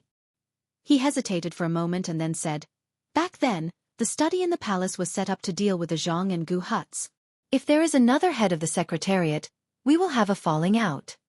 Huan Wen smiled and said, "You actually want to say, when the map is unrolled, the dagger will be revealed, right?" Sun Yin nodded. Huan Wen didn't continue on this topic. Instead, he asked, "What have you been thinking about recently?" Sun Yin was truly a newborn calf that didn't fear the tiger. He straightforwardly replied, I want to be Sun Ping first, and then Zhang Julu. Xiangfan City has Lu Su as the king of Jing, and Zhao Sun wrote on behalf of Zhao Sun, and his name shook the capital. In my opinion, it's still a prescription for treating headaches and foot pains. Huanwen smiled and said, Oh. Sun Yin said calmly, I have an essay that I've thought of halfway. For the time being, I already have the 8 characters of ascending the throne, ruling the government, managing the household, and patrolling the borders. Huanwen was experienced and ruthless. He had experienced ups and downs in the officialdom for most of his life. Naturally, he could see the farthest reaches. He laughed softly and said, It seems like you've written something for His Highness the Crown Prince. You want to teach His Highness how to take over the throne, how to sit on the dragon throne and face 2 groups of old officials, how to act as a filial son and a strict father, and how to stabilize the territory. Sun Yin, oh Sun Yin, it's not that I want to take advantage of my seniority, but you're just a poor child who has never been a local official or even touched 100 taels of gold. Aren't you biting off more than you can chew to teach others how to govern the world? That scholar Sun Ping is Qi Yonglong's favorite student, and he's fully learned the art of unhindered travel. And Bai Yan, has also been under my teacher's tutelage for many years. You? Sun Yin asked in return, wild carps in rivers and rivers can't jump over the dragon gate? Huanwen laughed loudly. It's not impossible to wear white in the morning and look green in the evening. After Huanwen, who was still holding the umbrella, laughed, he sighed emotionally. The good times for scholars have come. Perhaps an article with tens of thousands of words can buy an imperial tutor. At this point, Huanwen turned to look at the young man from Bailiang and asked curiously, If you're lucky enough to get rid of Sun Ping and Bai Yan, who's next? Sun Yin pointed at himself. Huanwen curled his lips and forced out 2 words with difficulty. You deserve to be killed. Huanwen put away the umbrella. The 2 of them sat in a carriage that had already been prepared and slowly drove toward the street filled with nobles. Tantanon lifted the curtain and looked at the familiar buildings. He muttered to himself, logically speaking, when the tree falls, the monkeys scatter. But when the time comes, it'll definitely surprise everyone. Let's see if the everlasting Hui Spring Bamboo that Yin Mao Chun and Wang Xiongui personally promoted by the 2 of us will immediately change. As they approached the Grand Secretary's residence, Huanwen said softly, The scholarly sage once said that those who look at the sea find it difficult to see the water, and those who swim in the door of the sage find it difficult to speak. But in the future, there will be more and more people like you outside the door of the sage in the imperial court. I'm afraid that once you have the power of the imperial court in your hands, you'll be responsible for all the people of the world. Sun Yin was silent. When they arrived outside Zhang Julu's residence, Tantanon opened the umbrella and got off the carriage. As Sun Yin expected, the embarrassed Zhang clan gatekeeper told Tantanon that today was the Zhang clan's private banquet and that outsiders were not allowed to enter. It was clear that Tantanon had now become an outsider. Huanwen didn't make things difficult for the gatekeeper, who couldn't be more familiar with him. He nodded lightly and turned to walk down the steps. Sun Yin didn't immediately follow. He looked at the old man's back and then at the dark sky. For some reason, there was no setting sun or afterglow above his head, but Sun Yin still felt that a certain someone had single-handedly propped up an empire and walked into the twilight. With Zhang Julu's death, the empire's last ray of afterglow would also dissipate. Huanwen had probably finally realized that the young man wasn't keeping up with his footsteps. He stopped 100 steps away from the carriage and turned his head to look. He saw that young man with steady steps. He could see from his body a kind of vitality that he himself had once possessed in the past. Turning the tide, who else could it be but me? He still remembered that a long time ago, within his benefactor's sect, from top to bottom, it was publicly acknowledged that only 2 blue-eyed people could be one Huanwen. But Huanwen had never thought this way. Even though his benefactor and Empress Yen had decided that he, Huanwen, would be the head of the Minister of Affairs, he had also been willing to serve as a foil for his best friend, Zhang Julu, for several decades. Huanwen suddenly laughed and handed the umbrella in his hand to Sun Yin. In the future, it's up to you to hold it up. Chapter 1225. There were many barbarian creek between Shu Zhao. The late Emperor of Liang had once patrolled this area. There was actually someone who dared to assassinate him. What was even more inconceivable was that no matter how hard the spy agency Zhao Go searched, they still could not find the assassin. The previous head of the ceremony directorate, Han Shengxian, had also once stayed here alone for several months, but still returned without any results. Now, because of the imperial wood case, the territory of the old Nanzhao was in turmoil. Rebels swarmed in, and the chaos caused a sudden increase in refugees. The refugees all joined in, and the situation became more and more intense. What was worse was that the barbarians, who had been peaceful for many years, were also ready to make trouble. Even the brother of the late emperor, Prince Rui Zhaozi, who had been in charge of Nanzhao for many years, was implicated. The prince's mansion was burned beyond recognition by the volunteer army. It was not until a troop of no more than 60 people quietly infiltrated the miasma that the chaos of gunpowder settled down. As the troop of soldiers continued to advance south, the truth came to light. This was another troop of soldiers with a different surname after Su Shao, under the command of Chen Zhibao. The Nanzhao government did not dare to give orders to this troop.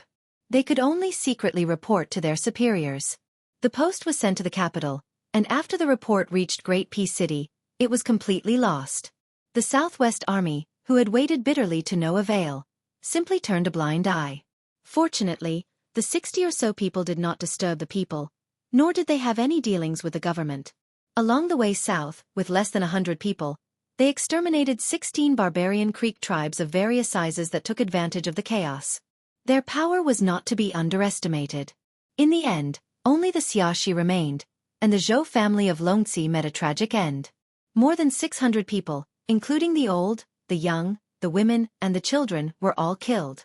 Everyone's corpses were hung on stilts. Especially when it was said that the troops under the jurisdiction of Nanzhao were the direct subordinates of the king of Shu, Chen Zhibao, had come to quell the rebellion. Very soon, no one dared to provoke the bad luck. The people of Shu and Zhao hated the poison warrior Li Yishan and the fat pig Lu Qiu'er to the bone.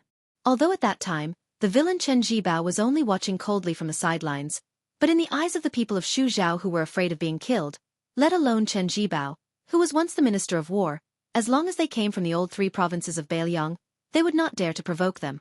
In these 10 years, even those barbarians of Shu Zhao who did not accept persuasion, even if they caught Beiliang merchants who came to the south to do business, as long as they had an identity card, left their belongings, and did not harm their lives, they were all respectfully sent out of the country. From this, it could be seen how deep the wound that the Su family had cut in the land of Shu Zhao with a cold knife was. In the hundreds of thousands of barren mountains, there were countless Miao villages scattered like stars in the sky. Those Miao people who were involved with the outside world were called mature Miao by the officials, and those who had never appeared in the world were called raw Miao. Both names were full of a condescending derogatory meaning. In the hinterland of the old Nanzhao, a group of people were resting midway. Under their feet was a dirt path that was not commonly seen in the rolling mountains. There were 3 piles of white stones on the side of the path, indicating that there would be a Miao village not far away. This group of people were all wearing armor and carrying crossbows and sabers. The clothes under the armor were tattered, and they all wore sturdy straw sandals woven by themselves. They were all strong. Although they had traveled a long distance, they did not look dispirited at all.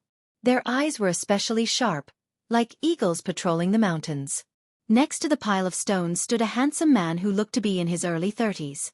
His aura was calm, and the armor he wore was no different from the soldiers nearby. His saber was the same, and it was impossible to tell his specific identity. However, there was a tall and sturdy man standing next to him. His entire body was covered in a murderous aura, and his appearance was more in line with the identity of a general than the former. Other than the 6 people who took turns acting as temporary scouts to investigate the terrain, there were more than 50 infantrymen near the 2 of them. Even though they seemed to be resting casually, upon closer inspection, there were many rules. 5 people formed a group, and 5 people formed a standard. Regardless of whether they were sitting, squatting, or standing, there was a clear boundary and distance between each group. Logically speaking, these 60 or so people were at most 3 standard commanders and a dozen or so corporals. However, even the commoner who had not seen the world could feel that none of the people here were people who would submit to the position of standard commander. In reality, when they first entered Nanzhao from western Shu, there were a total of 70 people. The lowest official position was a commandant with real power in Shu. There were as many as 20 lieutenants, and as many as 4 generals. These people had different backgrounds and circumstances, but they all had one obvious thing in common. That was they were all young. The oldest was no older than 40 years old. In this way, the Western Shu Dao, which had become a vassal after that villain slaughtered his way out of the capital, could be said to have sent out all the young military officials. Among them, the person with the highest official position was the general of Bazhou, Dian Xiongzhu, who had been the confidant of the new king of Shu for many years. Before he entered Shu, he was a third-ranked general in Beiliang. He held the military power of 6,000 iron Futu cavalry. Together with Wei Fuqing, he was the confidant of the then protector general of Beiliang, Chen Zhibao. The other three generals were the Ani general Fu Tao, who was stationed at Wanshan, the Zhaolai general Wang Zhuawu, and the Shu prefecture deputy general Huyan Wanbao. The three generals were all around 35 years old.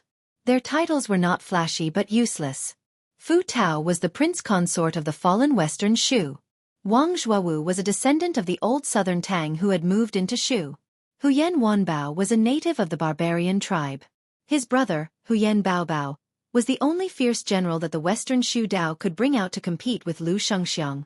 With such a group of fiends and gods of death gathered together, it was no wonder that they were able to move through the territory of the old Nanzhao like there was no one there.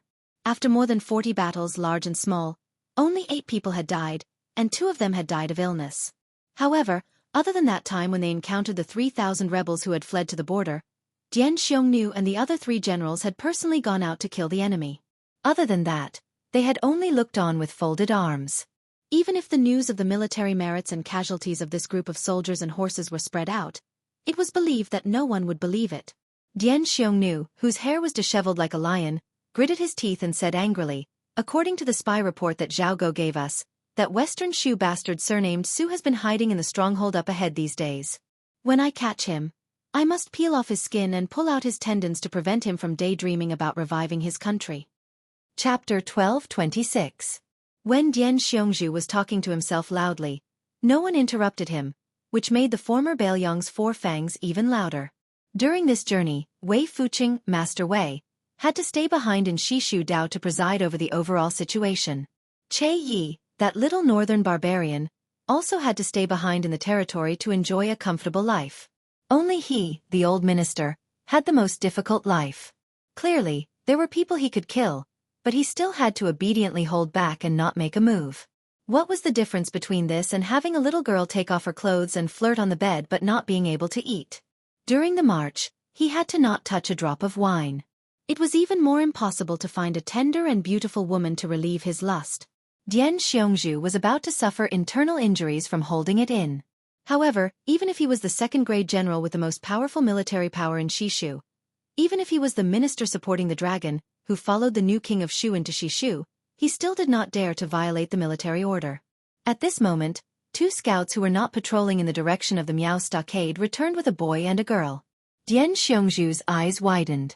Damn it, where did this pair of children come from? They are too reckless. How could ordinary people wander freely in the land of the barbarian seedlings?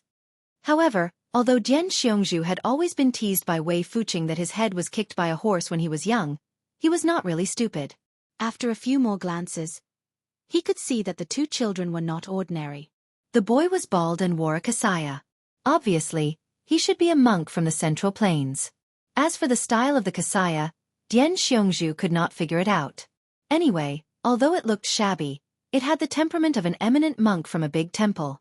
As for the girl, she was delicate and pretty. Her skin was a little tan due to the wind and the sun, but her eyes were cool and clear.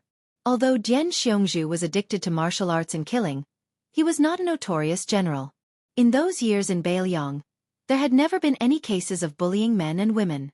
As for how vicious he was to the Beimang barbarians, it did not affect Dian Xiongzhu's excellent reputation in the border army. In fact, it was impossible for Chen Zhibao's subordinates to have such a lawless devil like Lu Qiu. Having said that, even though Dian Xiongzong didn't harm the common people, it didn't mean that he was an easy person to get along with, especially when he met such a pair of strange people in such a remote place. He took a big step forward and was about to ask in a deep voice when the silent handsome man beside him also took a step forward. Dian Xiongzong immediately shut his mouth. The man looked at the boy and girl who he had never met before but knew very well. He was expressionless. The little monk's common name was Wu Nanbei. He was the youngest monk in the 2 Zen temples but had the highest seniority. His master was the white-robed monk who was rumored to be immortal by eating his flesh. His master's master was the world-famous dragon tree monk, the abbot of the 2 Zen temples. As for the little girl, she was called Li East and West. She was the daughter of Li Xiaoxin. There were many daughters of emperors in the world, but it was impossible to find 2 daughters of monks who lived in temples. The little monk Nanbei stood in front of the girls and put his palms together to salute. The man nodded and said calmly, "You two can continue forward, but remember to go around the Miao Stockade village in front." The little monk hesitated for a moment and could not help but say, "Since you have the bone of Buddha, I hope you won't kill too many people."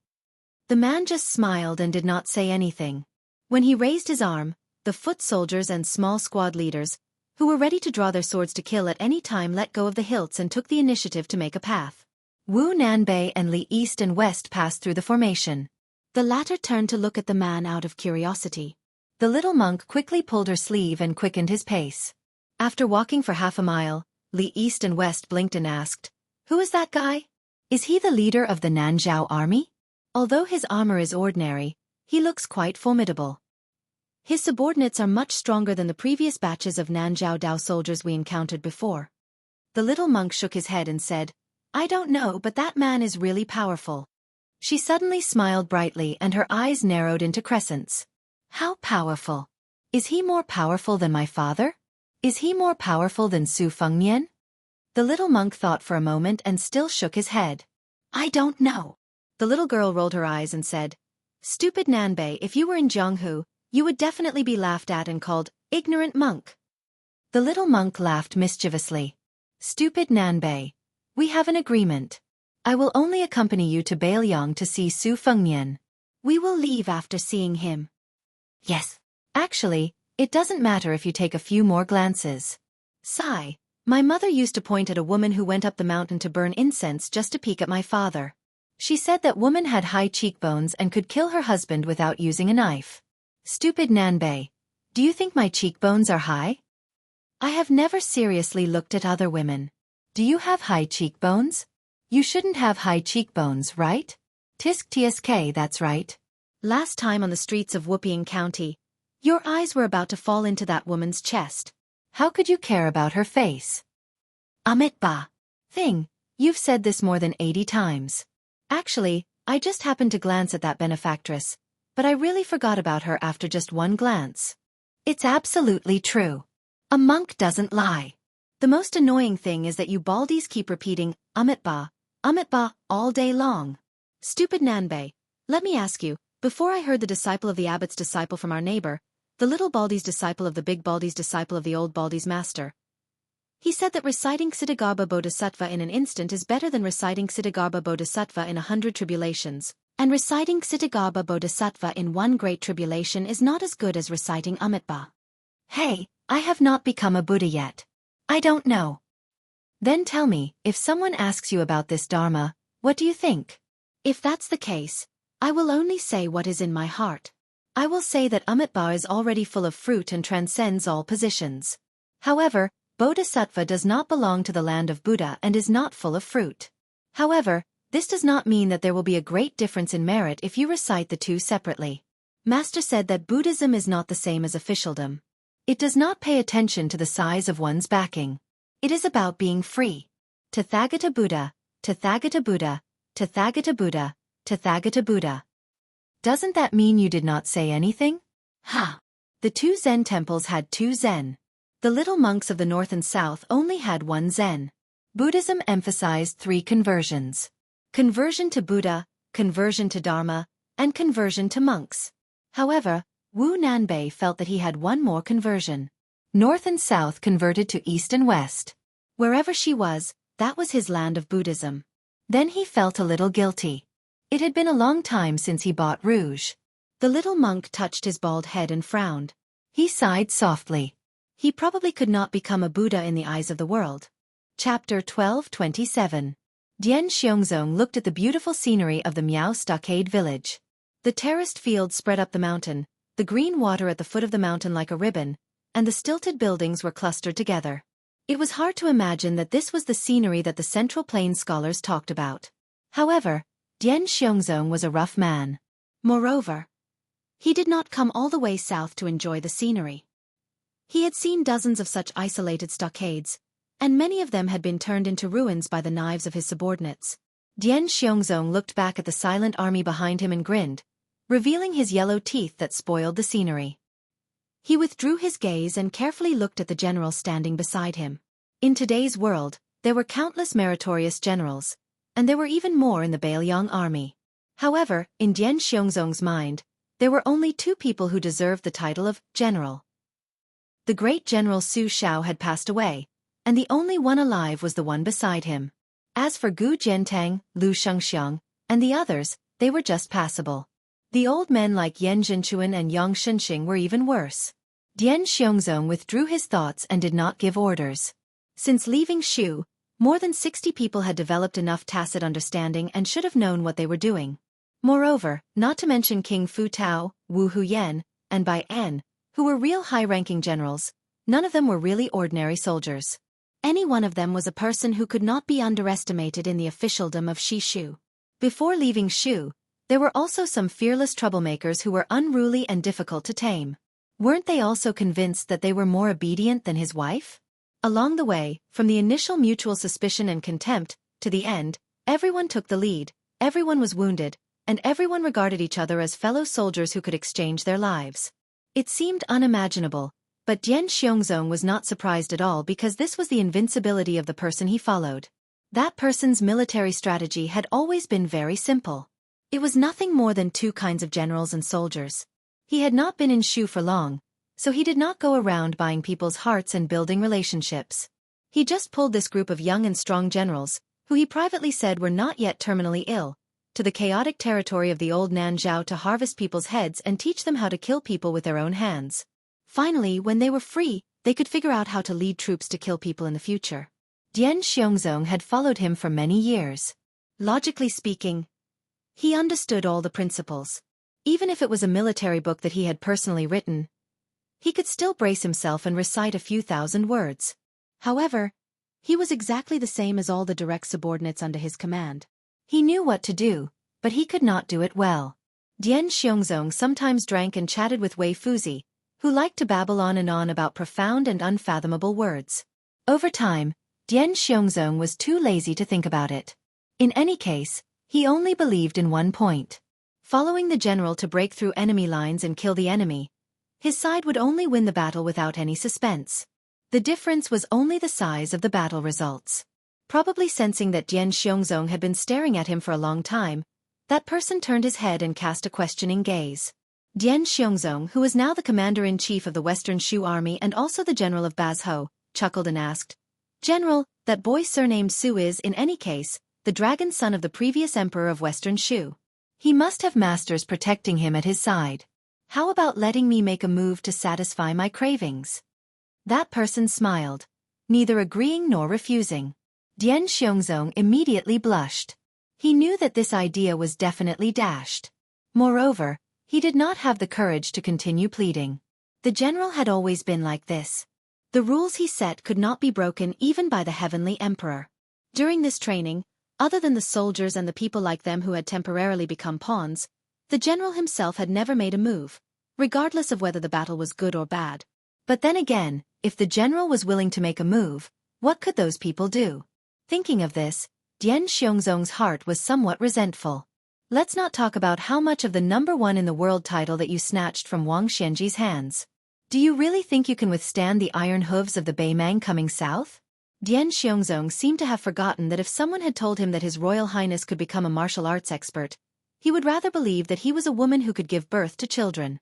When His Royal Highness went to Mount Wudong to cultivate, whether it was him, the teacher Wei Fuqing, or a group of Bailiang generals, they had all ridiculed him. In all likelihood, this kid had taken a fancy to a beautiful Taoist nun on Mount Wudong. Practicing the blade was not too clever of a cover. Ani General Fu Tao, Zhaolai General Wang Chaowu, and Shuzhou Deputy General Huyen Wanwan were respectively nicknamed Prince Consort, Foolish Young Master, and Tiger Eater. The three of them had completely different natures, but without exception, they were wholeheartedly convinced by that taciturn man. Wang Chaowu came from a noble family. In his free time, he could speak freely with that person, talking about books, gold, stone, and exegesis. It was not strange that the martial arts fanatic Huyen Wanwan could talk about martial arts with that person. However, Fu Tao was famous for his unsociable temperament, yet he could chat happily with that person. In any case, Dian Xiongnu was not surprised.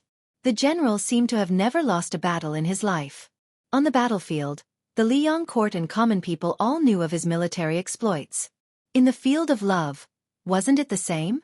He had just arrived at the Western Shu Road, and he had already been praised by the Rouge for his beauty, xie, and love at first sight. As for the officialdom, even His Majesty the Emperor held the general in high esteem. As soon as he entered the capital, he made the general the Minister of War. Currently, he was the Shuang Lu of the Ministry of War. Lu Baijie and Lu Shengxiang were only assistant ministers. How could they compare to their own general? In the Miao stockade village near the mountains and rivers, when they saw the brazen intrusion of this army, almost all of the Miao people knew that they were in a dead end. These Miao people, who were supposed to be isolated from the world, had unexpectedly taken out swords and armors from nowhere. Most of these armed people were old. When they were young, it happened that the spring and autumn war happened to put the people of the Central Plains into a terrible situation. Many young children and young women were confused. They did not know why their fathers and husbands suddenly had those shiny weapons. Some white-haired old Miao people even put on rusty armors. If it was not for this unforeseen event, the former would probably never know that this secret was hidden in the stockade. After all, the stockade village was not the kind of military town that was used to seeing the smoke of war and hearing the sound of horse hooves. When faced with the emergence of this group of Western Shu elites, they were completely defenseless. Before they appeared at the foot of the stockade village, some of the Miao people who had just returned from work were shot dead on the spot. The arrows either pierced through their chests or through their skulls. Almost all of them died in a face-to-face confrontation. At most, they could only turn their backs and did not even have the time to take a step back. The most terrifying thing was that these armored soldiers did not speak before and after they killed the Miao people. After they killed the Miao people, the person who fired the crossbow only silently pulled out the arrow from the corpse and put it back into the quiver. In the middle of this, there was a young couple of Miao people who were whispering sweet nothings to each other by the river. The young man was an agile expert in this stockade village. He had once fought with a ferocious tiger with his bare hands. However, when one of the tall armored soldiers raised his crossbow, even though he had a sharp sense of smell and was about to pounce on the Miao woman to avoid the arrow seemed to have been expected. It killed two birds with one stone. It directly pierced through the foreheads of the man and woman, causing them to die together with their love. This group of devils who killed without batting an eyelid began to climb the mountain and enter the stockade village unhurriedly. Chapter 12:28. What made the Miao people feel even more chilled was the way these armored soldiers killed. It was a coldness that they had never imagined before. These armored soldiers were like an old farmer who was skilled in farming and harvesting rice. They knew how to use the most effortless method to harvest the rice, not a bit more and not a bit less. In the face of the first batch of Miao people who seemed to have the advantage in terms of numbers, they first used light crossbows to kill. If they were to get close to them, they would draw their swords and kill them cleanly with one stab. There was absolutely nothing fancy about it. If someone was lucky enough to escape the first stab and both parties brushed past each other, the armored soldiers holding swords would not break the advancing formation and fight with them. Instead, they would boldly and confidently let the armored soldiers beside them or behind them deliver the second stab. When more than 40 Miao people were dead, no one could escape the second stab. This scene was not too bloody and could even be said to be very clean. However, it made the second batch of more than 60 Miao people feel as if their guts were about to burst. They stopped at the edge of the lushing field in the stronghold. Behind them were more than 30 Miao people who were relatively weak. After these two batches of Miao men went out to fight the enemy, there were only the elderly, women and children who were destined to wait for death. The armored soldiers holding crossbows and swords slowly entered the lushing field that was paved with cobblestones. The two batches of Miao people were already crowded together. One of them was a white-haired old Miao man who was holding an iron spear. He took a few steps forward. The old man might have traveled the Central Plains when he was young, and knew a little of the official language. However, when the old man opened his mouth to speak, a crossbow arrow was directly nailed into his mouth. His entire body was hit by the huge penetrating force and fell backward. After the old man with the crossbow arrow in his mouth fell to the ground, the tip of the well-made crossbow hit the ground. It was like a rice seedling in a paddy field being pulled up by someone. The Miao people were pale. It was not only Jian Xiongzong and the 3 generals who were indifferent to this. In fact, all of the Shishu military officers, including the armored soldier who shot the crossbow, felt that this kind of killing without hesitation was right and proper. If it was said that each of them had their own conceited arrogance and leadership style before that person was conferred the title of king, but under that person's tepid training, they all understood one thing. Following him in battle, whether it was a battle with a high chance of winning or a low chance of winning, in the end, it was all about killing people. Killing people was not written by literati. There was no need to talk about beautiful words or colorful brocade. It had to be concise and practical. Conciseness was under the premise of ensuring practicality and effectiveness. In order to save the physical strength of each soldier, the entire military force would be raised to the extreme bit by bit. In this way, the situation would be as stable as a rock. In a battle where they might lose, they could slowly recover from the disadvantage. In a battle where they were sure to win, they would be in an invincible position from the beginning. In this trip to the south, that person could not be said to have spoken, let alone have any actions of teaching. There were only a few words at the beginning of the Shu War, but it was more and more memorable. I will let you all understand what a general and a military officer should do and should not do. In the future, you all will let your subordinates know what to do and what not to do in a battle. In less than 5 years, give me 200,000 soldiers in Shishu, and I will give all of you a name that will go down in history. Now the proud and arrogant prince consort Fu Tao believed, the scholarly general Wang Chaowu believed, the valiant general Hu Shuai believed, and all of the military officers who accompanied him believed. Because at this time, the person who was looking up at a stilted building high up in the sky was that person. In the place where he was looking, behind the railing of the stilted building in the Miao village, which was nicknamed Beauty's Leaning, there was clearly no one there. But behind the door and window, there was a young man wearing clothes different from the Miao people's through a gap in the window, staring at the man who, coincidentally, looked up. The young man was not that old. Sweat seeped out of his forehead, his lips trembled, and he muttered to himself, "Even if Mount Tai collapses in front of me, my expression will not change." For him, it was too much to hope for. After he passed through Beimang and Shishu all the way from Beiliang and Shishu to Nanzhao, he often had the feeling that it was a lifetime ago. Occasionally, when he opened his eyes in the morning and was half awake, he would still feel that he was lying on the hard little bed in his home in Beimang. Even though he had confirmed that he was the crown prince of Shishu who was in a foreign land, the son of the emperor who was shakily kneeled and choked with sobs when they met, it was difficult for him to treat the so-called Shu kingdom as his own country and as his home. This unremarkable young man's real name was Su Ying. His father was the emperor of Shu. His uncle was the famous Shishu sword emperor who guarded the gates of the country to his death.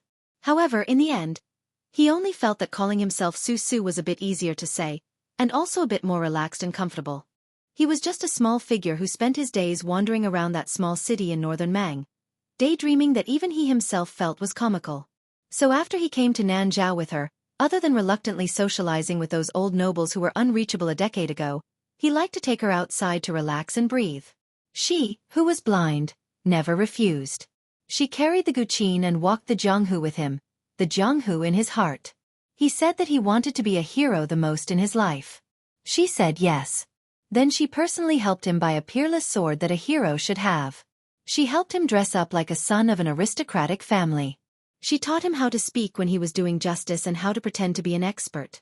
She would be the demoness who killed people like Scything Flax, and he would be the hero who defeated the demon. The two of them carefully acted out 4 or 5 plays in Nanzhao. She killed a total of more than 200 people who should have died, and he made a grand appearance under the gazes of many. He either appeared floating on stage while reciting an ancient poem or stood under a tall building and under the moon. The final result, without exception, was the blind demoness who carried the guqin and made the yamen and the legendary demons of Jianghu feel their scalps tingle.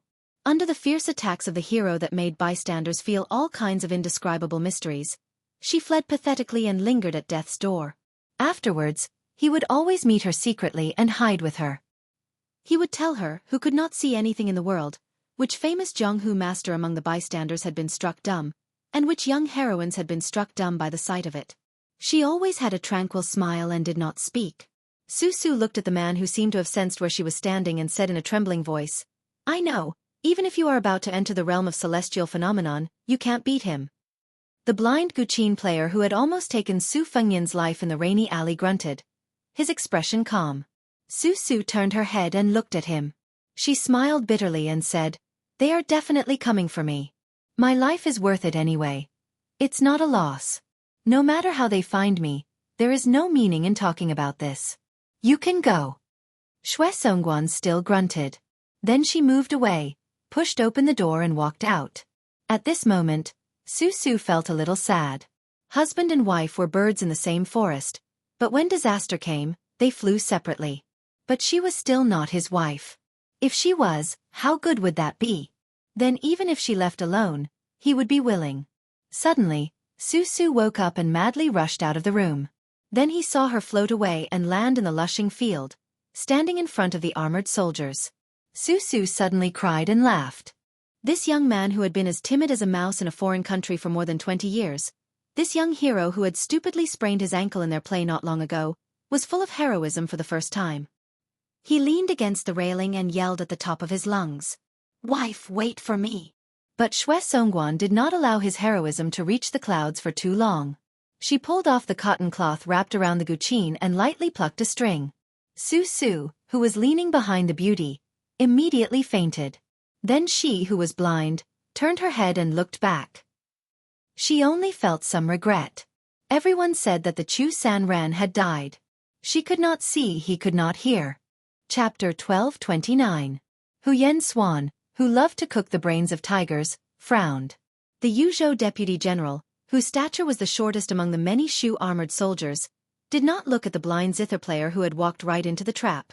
Instead, he pointed at the railing of the stilted building.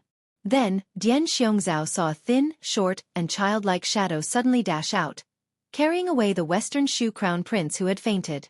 It ran along the railing, and just as it was about to leap out of the stilted building, Huyen Swan's Shu knife nailed into a pillar. The handle of the knife instantly sank into the pillar. The black shadow carrying Su Su twisted its body into a deformed position as it charged forward, barely dodging Huyen Swan's throwing knife. Carrying Su Su, it directly broke through the railing and charged into the sky outside the building. In an instant, a torrent of crossbow bolts unfolded on the lushing field. The blind zither player, Shui Songguan, tilted her head slightly. She plucked a string, as if adjusting the tone. The dozens of powerful crossbow bolts shattered in the air. Then, the female zither player bent her pinky finger, hooking the first string with a powerful and respected sound. The string drew a beautiful arc, but it never fell. At the same time, her left thumb fiercely drew the remaining 6 strings. The prince consort, Fu Tao, and the southern Tang's old young master Wang Daowu stepped out at the same time, each chopping out a knife. Countless fine cracks appeared on the knife's edge. Shui Songguan still had her head lowered. Her bent finger suddenly straightened, and the taut string arc immediately bounced back. The female zither player's right hand retracted and shook her sleeve. She slapped down on all the surface of the string. The entire cobblestoned lushing field, with her as the center, began to rapidly crack outwards. Of the Shu armored soldiers, Huyen Swan was the vanguard, the only one who did not retreat but instead advanced. This short and small general, who no longer had a knife in his hand, lowered his head and bent his waist, directly pulling out Dian Xiongzhao's knife. With a sinister smile on his face, he strode 3 zhang away with a single step. When his foot landed, the tip of his foot tapped against the ground, and he moved horizontally. The cobblestone he landed on completely exploded. Afterwards, Huyen Swan tilted his head, a flower of blood immediately blossoming from his ear. Huyen Swan, who had a piece of his ear sliced off by the formless zither sound, was not angry. Instead, he laughed and continued to charge forward. After charging for several steps, his body flipped sideways in the air. Behind him, about 50 zhang away, Dian Xiongzhao extended his palm. It was as if he had snapped a zither string. The disorderly broken string still left several marks on his armor. Dian Xiongzhao did not pay attention to the bloodstains on his palm. His eyes stared at the young and blind zither player, clicking his tongue in wonder. It was impossible for every general to be a match for tens of thousands of people, nor did it need to be so. Just like Dian Xiongnu, who was recognized as having outstanding martial arts strength, was actually just a level 2 expert. Even if his ability to command an army was not taken into account, in terms of breaking through enemy lines, Perhaps all the level 2 experts in Jianghu were not as lethal as Jian Xiong knew. After all, in Jianghu, there were few absurd scenes of people ganging up on each other. However, breaking through enemy lines and killing enemies was different. It required a warrior's ability to listen carefully and observe all directions. However, there were also outliers among the generals in the army. Su Longxiang, who had made a name for himself in the Battle of Beimang, was one of them. Chen Jibao, Yuan Zuozong, and other famous generals from the spring and autumn period were one of them. Hu Yanmon and the temporarily unknown young man Che Yi were also one of them. Especially the last two. Everything was ready except for the east wind. What they lacked was a huge battlefield enough for them to perform on the stage. In the Liang imperial court, in terms of seniority, it was as difficult as ascending to the sky to stand out. One could only rely on one's endurance. The woman whose appearance could only be considered delicate and pretty did indeed have the style of a grandmaster who could hold back 10,000 men. Even when facing these arrogant and valiant generals who had the advantage in numbers, from beginning to end, she had a calm and indifferent expression. Even when Hu Yanmon's blade was less than 3 zhang away from her, she still did not show the slightest bit of impatience. She did not even raise her head to look at Hu Yanmon. She held the zither in one hand and opened her other hand, palm facing upwards, reaching under the zither strings. Her thumb and middle finger clasped the inner and outer strings, as if she was holding water with one hand. Her voice was light and her face carried a slight smile as she said, "A spoonful of water contains the taste of the sea, a flower blooms into heaven and earth." The tip of Hu Yanmon's blade was only 3 inches away from the zither. When the blind zither player gently released 2 fingers, as if he did not dare to be greedy and continue fighting, his body suddenly stopped. However, it was still too late. Hu Yanmon's refined armor instantly turned into fine powder. This valiant general was bathed in blood. At this moment, from the corner of his eye, he glimpsed the scene of the stilted building in the distance. Gritting his teeth, he gripped his blade with both hands. With an angry shout, he rushed towards the blind woman. Xue Songguan turned around. For the first time, her entire person radiated with the decisive demeanor of someone who was willing to risk their life for another. However, her target was not Hu Yanmon, who was similarly staking everything on a single throw, but the man who was floating and blocking Su Su's path.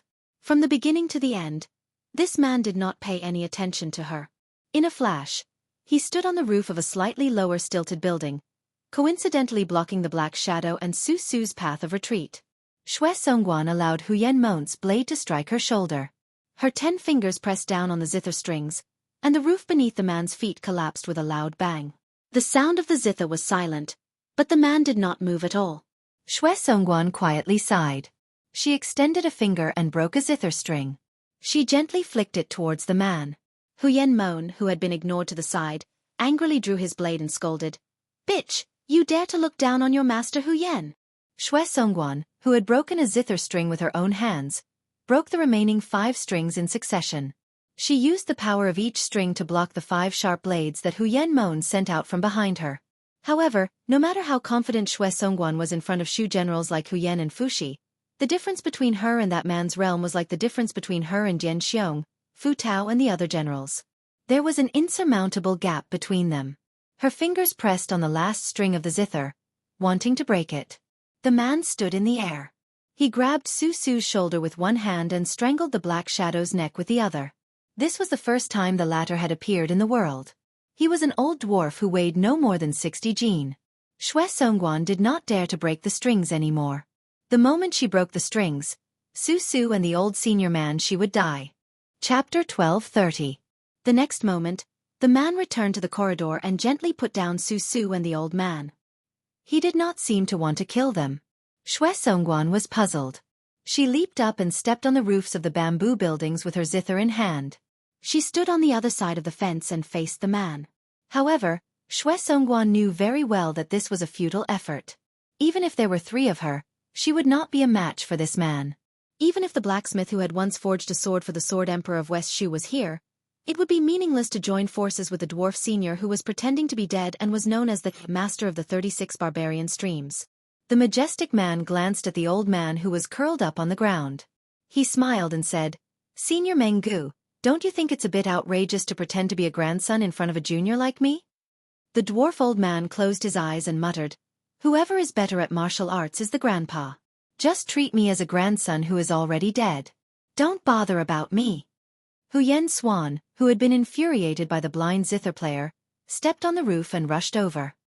He jumped up high and was about to attack when the man calmly said, stop. Huyen Swan stretched out his hand and grabbed the eaves, hanging in the air. His entire body was covered in a thick stench of blood and hostility. However, after the man spoke, he obediently retracted his saber and gently landed on the beauty's back. He squatted down and sulked. The man looked at the female zither player and spread his hands. Wake him up. I have something to say. Shwe Songguan hesitated for a moment. She walked forward and gently woke Su up. Su, who was still in a daze, finally understood the situation. He stood up and stood in front of Shwe Songguan to protect her. He said in a trembling voice, "If you want to kill me, do it to me. It has nothing to do with her." The dwarf old man, who was playing dead on the ground, could not help but roll his eyes. It was really embarrassing to be such a brat's follower. If it were not for Zhao Dingxiu, that old bastard, begging him, he would not have been willing to get involved in this mess. Back then, he had almost pulled out the tendons of that man-cat and skinned him. He really did not want to have anything to do with the experts of the Central Plains anymore. What's more, this bullshit crown prince of Shishu was also a disappointment. How was he worthy of serving and risking his life? He was timid and short-sighted. All he knew was to wander around and pretend to be a hero. He didn't do any proper work and just muddled along. Shishu might as well not have such a crown prince who returned to his hometown in glory from Beimang. Then, Su asked a question that made Huyen's face twitch. "Who are you?"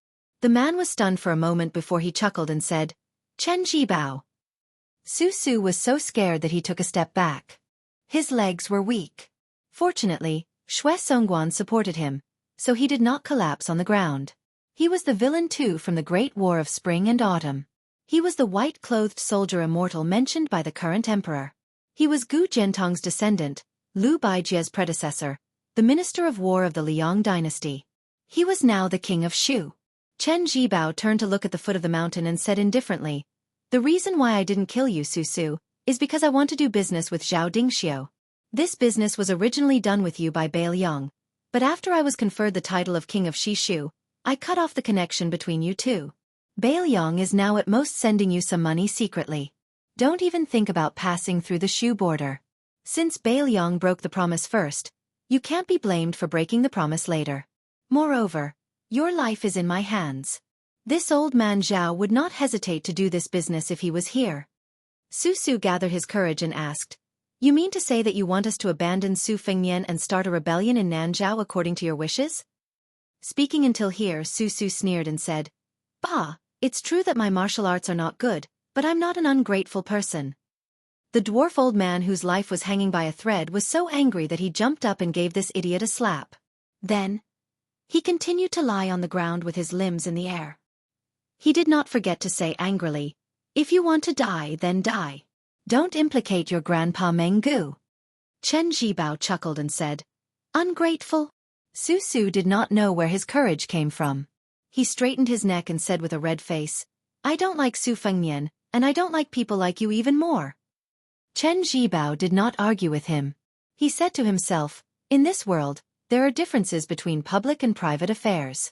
Just like these Miao people sheltering you, the crown prince of a fallen country, because they were indebted to this old man Zhao for not killing them. This is an eye for an eye. Thinking about it, before they die they still owe you, Su." Chen Jibao ordered, "Chu Huer, go and kill them. Kill them all." Huyen Swan carried his knife and left. Soon, the Miao stockade village was filled with cries and blood splattered everywhere. Chen Jibao did not look at Su who was gritting his teeth. He asked, "As long as you say to stop, I can make them stop." Su was in a dilemma. He closed his eyes and did not dare to look at the Miao people who were drinking with him yesterday. Now, they were lying in a pool of blood. The young and strong Miao people in the stockade were almost all dead. Next would be the defenseless women and the elderly. Su turned his head and looked at Shwe Songguan in a daze. He asked helplessly, "Will the headmaster agree?" The blind female zither player wanted to say something but stopped. Su lowered his head and said sadly, "Yes, as long as we can restore the country, the headmaster will definitely agree." Chen Zhibao said calmly, I promise you in the future, you can call yourself a king in other places except for Shishu. Su Su sobbed. What does this have to do with me? I have never thought about restoring the country. I have never thought about those unreachable dynasties. Chen Zhibao laughed. Unreachable? Because of your mistake, another 37 Miao people have died, and the number of deaths will continue to increase. If you, Su Su, are a useless person who does not care about great kindness and righteousness, then you don't even care about small kindness and righteousness. Su Su raised his head and roared. Stop! Chen Zhibao smiled and was indifferent. Su Su rushed to Chen Zhibao with red eyes. He raised his fist and punched. I asked you to stop, did you hear me? Without Chen Zhibao making a move, Su Su flew out and was caught in Xue Songguan's arms. Chen Zhibao raised his arm and the killing in the village stopped. Chen Zhibao narrowed his eyes and looked into the distance. He said sarcastically, if I said that Zhao Dingxiu found me a month ago and wanted to abandon Bailiang and form an alliance with me, would you believe me? Su Su, with blood seeping out of the corner of his mouth, said in a daze. Impossible, impossible. Chen Zhibao did not look at Su Su. He looked at Xue Songguan. Go and tell Zhao Dingxiu that I agree. Shishu will give you 30,000 soldiers and horses in half a year. Within a year, you can either eat up Nan Zhao and then sit down to talk, or be eaten by me. Xue Songguan was expressionless and nodded. She helped Su Su away from the beauty seat. The dwarf old man who had escaped death chuckled and stood up. He patted his butt and was about to leave. But a voice came from behind him. Menggu, when someone accompanied the late emperor on a tour of Shu Zhao, you seem to have called him Lame Su when you tried to assassinate him? The old man stopped and did not dare to move. He laughed dryly. I've long forgotten about the past. King of Shu, you are a magnanimous person. Just let me go like a fart, okay? The next moment, Chen Zhibao held Menggu's head in one hand. The old man's headless body collapsed in the corridor. Chen Zhibao threw the head in his hand into the distance and laughed. Chen Zhibao, real name Chen Zhibao. What a good way to repay kindness. Chapter 1231. The northern Liang of the northwest border had always had the world's fastest saber, the strongest crossbow, the best horse, and the strongest wine. Unfortunately, a few years ago, there had never been a top master here. Hong Shixiang of Wudong had only appeared briefly, and Li Chungang, who had made a comeback, was not a native of the northern Liang. At that time, Chen Zhibao and Su Yanbing had not even entered the martial arts role. It was not until the new prince of Liang, Su Fengnian, appeared out of nowhere. He first entered the martial arts role, and then killed Wang Xianji in the territory of the northern Liang that the people of Liang Jianghu believed that the rise of the Fish Dragon Gang was just an impromptu stroke by Su Fengnian. As Su Fengnian showed his outstanding strength in Liang, the Bailiang Frontier Army and the Liang Temple changed the most. It was not the Bailiang Frontier Army or the Liang Temple, but the people in Liangzhou who had personally experienced His Royal Highness's debauchery. For example, the brothels where he had drunk wine, the shops where he had rewarded money, and even the fortune-tellers who dared to call themselves eminent monks when they shaved their heads and called themselves Taoist masters when they put on Taoist robes. They all swore that they had seen the new prince of Liang's talent. Especially the brothels where they had received Su Fengnian and Li Hanlin. They couldn't wait to worship the chairs in the rooms where His Royal Highness had slept in. The women who had been lucky enough to accompany these young masters to drink were even more valuable. The only fly in the ointment was that after Su Fengnian became the king of Bailiang, he had not visited any of the brothels in the city. As for the large group of playboys in Liangzhou City who had been beaten by the king of Bailiang, they were all arrogant when they went out. They all thought that they had fought with the most powerful person in the world. Who dared to say that they were from Jianghu in front of them? Could they fight with any of the 10 people in the martial arts list in their lifetime? Although the world had heard that the king of Bailiang had killed old monster Wang, who had dominated Jianghu for 60 years, those were all rumors. No one knew how invincible this new martial emperor was. Therefore, when they heard that the 2 figures would appear in the elixir seed field in the northeast corner of Liangzhou City, they all rushed to the field. The origin of the elixir seed field had always been the evidence of His Royal Highness' absurd behavior. He spent a lot of money to build it for Jianghu people to compete in martial arts. In Liangzhou City, where every inch of land was expensive, the elixir seed field was 500 feet long and wide. If one looked down at the city from Mount Qingliang, they could clearly see this large piece of empty space. It was said that at that time, His Royal Highness, who was whimsical, had drunk tea in the provincial governor's mansion for half a day in order to promote the construction of the elixir seed field. Only then did the provincial governor have to take the risk of being beheaded and use 400,000 taels of military pay to build the elixir seed field. For so many years, the elixir seed field had been a place for Jianghu people to show off their skills. Not to mention Jianghu experts, even level 2 masters didn't want to go there to show off. Over time, the elixir seed field became a playground for the children from the rich and powerful families. It was very suitable for flying kites and riding bamboo horses. However, this time, it seemed that they were serious. When the Wu family's cavalry was about to die, the king of Bailiang was going to compete with an unknown swordsman who was over 100 years old. Suddenly, there was a commotion. On the way to the elixir seed field, countless rumors were spread. Some said that the unknown swordsman with snow-white eyebrows was the family head of the Wu family's sword tomb. Some said that the old swordsman was one of the 4 disciples of Wang Xianji, who defeated Lin Ya and the groom. Some said that the king of Bailiang agreed to the battle to win a smile from a beauty. As for why he moved the venue from the king's mansion to the elixir seed field, it was because a certain concubine was good at managing her household. She felt that fighting on Mount Qingliang would damage the tide listening pavilion. Because the old swordsman with long eyebrows and one arm arrived at the elixir seed field first, the king of Bailiang didn't arrive quickly. Instead, he rode an inconspicuous carriage and left slowly. This gave the well-informed citizens enough time to watch the battle. Sui Xiegu, who was the first to arrive at the elixir seed field, stood at the upper left corner of the training ground. His snow-white eyebrows fluttered in the wind. The old man stretched out 2 fingers and stroked one of his eyebrows. He didn't look nervous at all. The old man turned a blind eye to the crowd outside the field. His expression was calm, but he couldn't help but sigh in his heart. He thought that he could resist the urge to fight, but it seemed that he couldn't be as calm as still water after fighting that brat. This was the last battle of his life, and the title of the strongest fighter in the world, no one else but him. It wasn't that Su Fengnian would be stronger than Dong Tai's sword and Tuoba's fists. It was just that Sui Xiegu had been a nobody in Jianghu for more than 100 years. When he was about to die, he felt that there was no harm in ending the battle with a world-famous battle. Regardless of the outcome, it would be good to let the world know that there was once an old man surnamed Sui who had exchanged an arm with Li Chungang and had suffered countless swords. Coincidentally, when the 2 of them were at daggers drawn, a little girl entered their field of vision and subtly eliminated the thick killing intent that had reached the peak of both sides. Sui Xiegu went with the flow and wanted to fight Su Fengnian to his heart's content in a more conspicuous place. Su Fengnian thought for a while and chose the elixir seed field in the city. Sui Xiegu had no objections. In a carriage, they stared at each other. Su Fengnian's ancient sword, Shudao, was placed horizontally on his knees. The future concubine of Bailiang, the head of the literary circle, stared with her eyes wide open. Wang Chudong stared hard at her husband who she had fallen in love with at first sight. Her small face was overflowing with color. She felt a little guilty and carefully asked, "Did I appear at the wrong time?" Su Fengnian's expression was gentle. He stretched out his hand and rubbed her head. He smiled and said, "You are always a timely rain for me." Wang Chudong tilted her head with a puzzled expression. Su Fengnian explained, "There are too many things to worry about in a life-and-death battle with Senior Sui at Tide Listening Lake. More or less, my hands and feet are tied."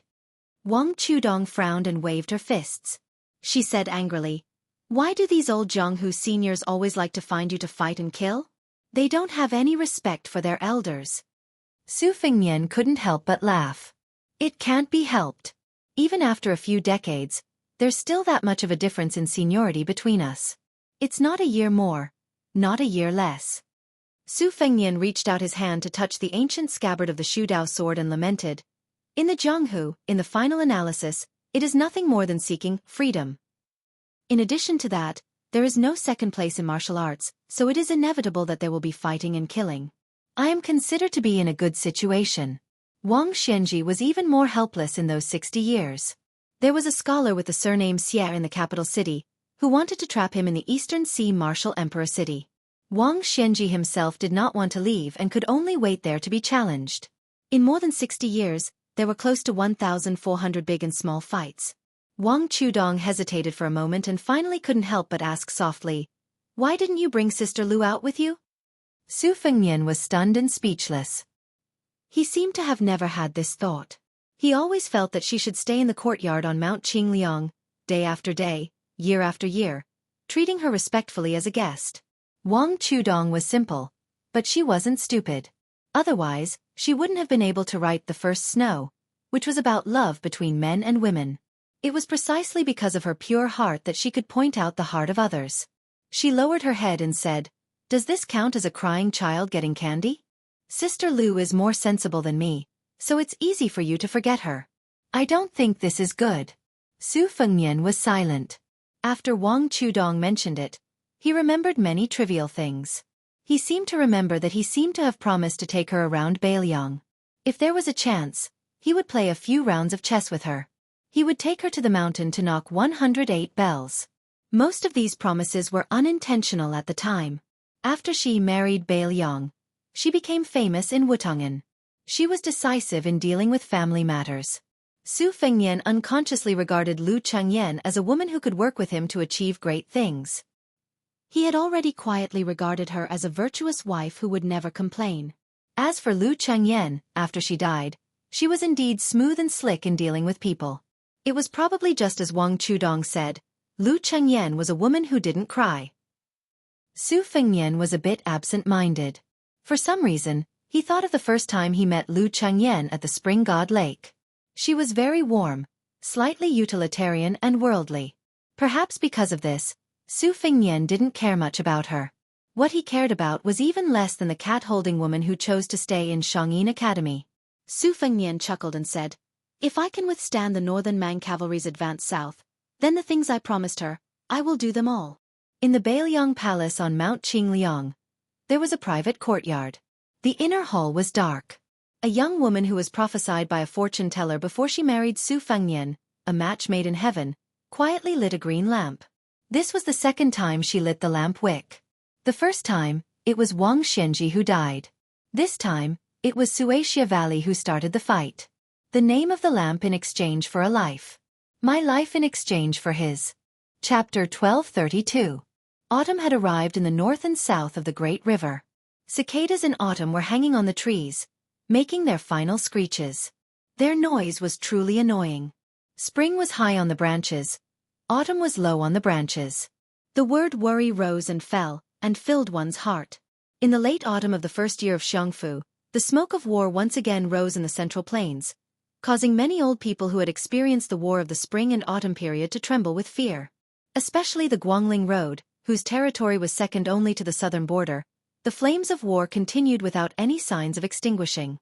In the history of Liang officials, De Chu became West Chu, Divine Phoenix City was renamed Dingding City, and now those historians had even thought of a new wording. West Chu was changed to later Chu. Even if the Liang imperial court, which had become the rightful ruler of the world, did not start the war unsuccessfully, they still did not think that this group of ghosts, who should have gone with the wind along with the spring and autumn period, could really achieve great things. In fact, as long as the second pillar after Su Xiao, Gu Jiantang did not change his position and did not withdraw from the northern border to the south, it meant that the situation was still in the hands of the imperial court. The woman whose real name was Jiang Si did not leave the city with her uncle. She was currently sitting quietly in this enormous home.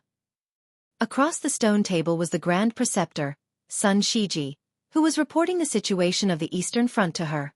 She was not absent-minded like when she first entered White Deer Cave. Instead, she seriously listened to every word, but she did not make a sound. She did not even think of using her status to criticize the military affairs of the country.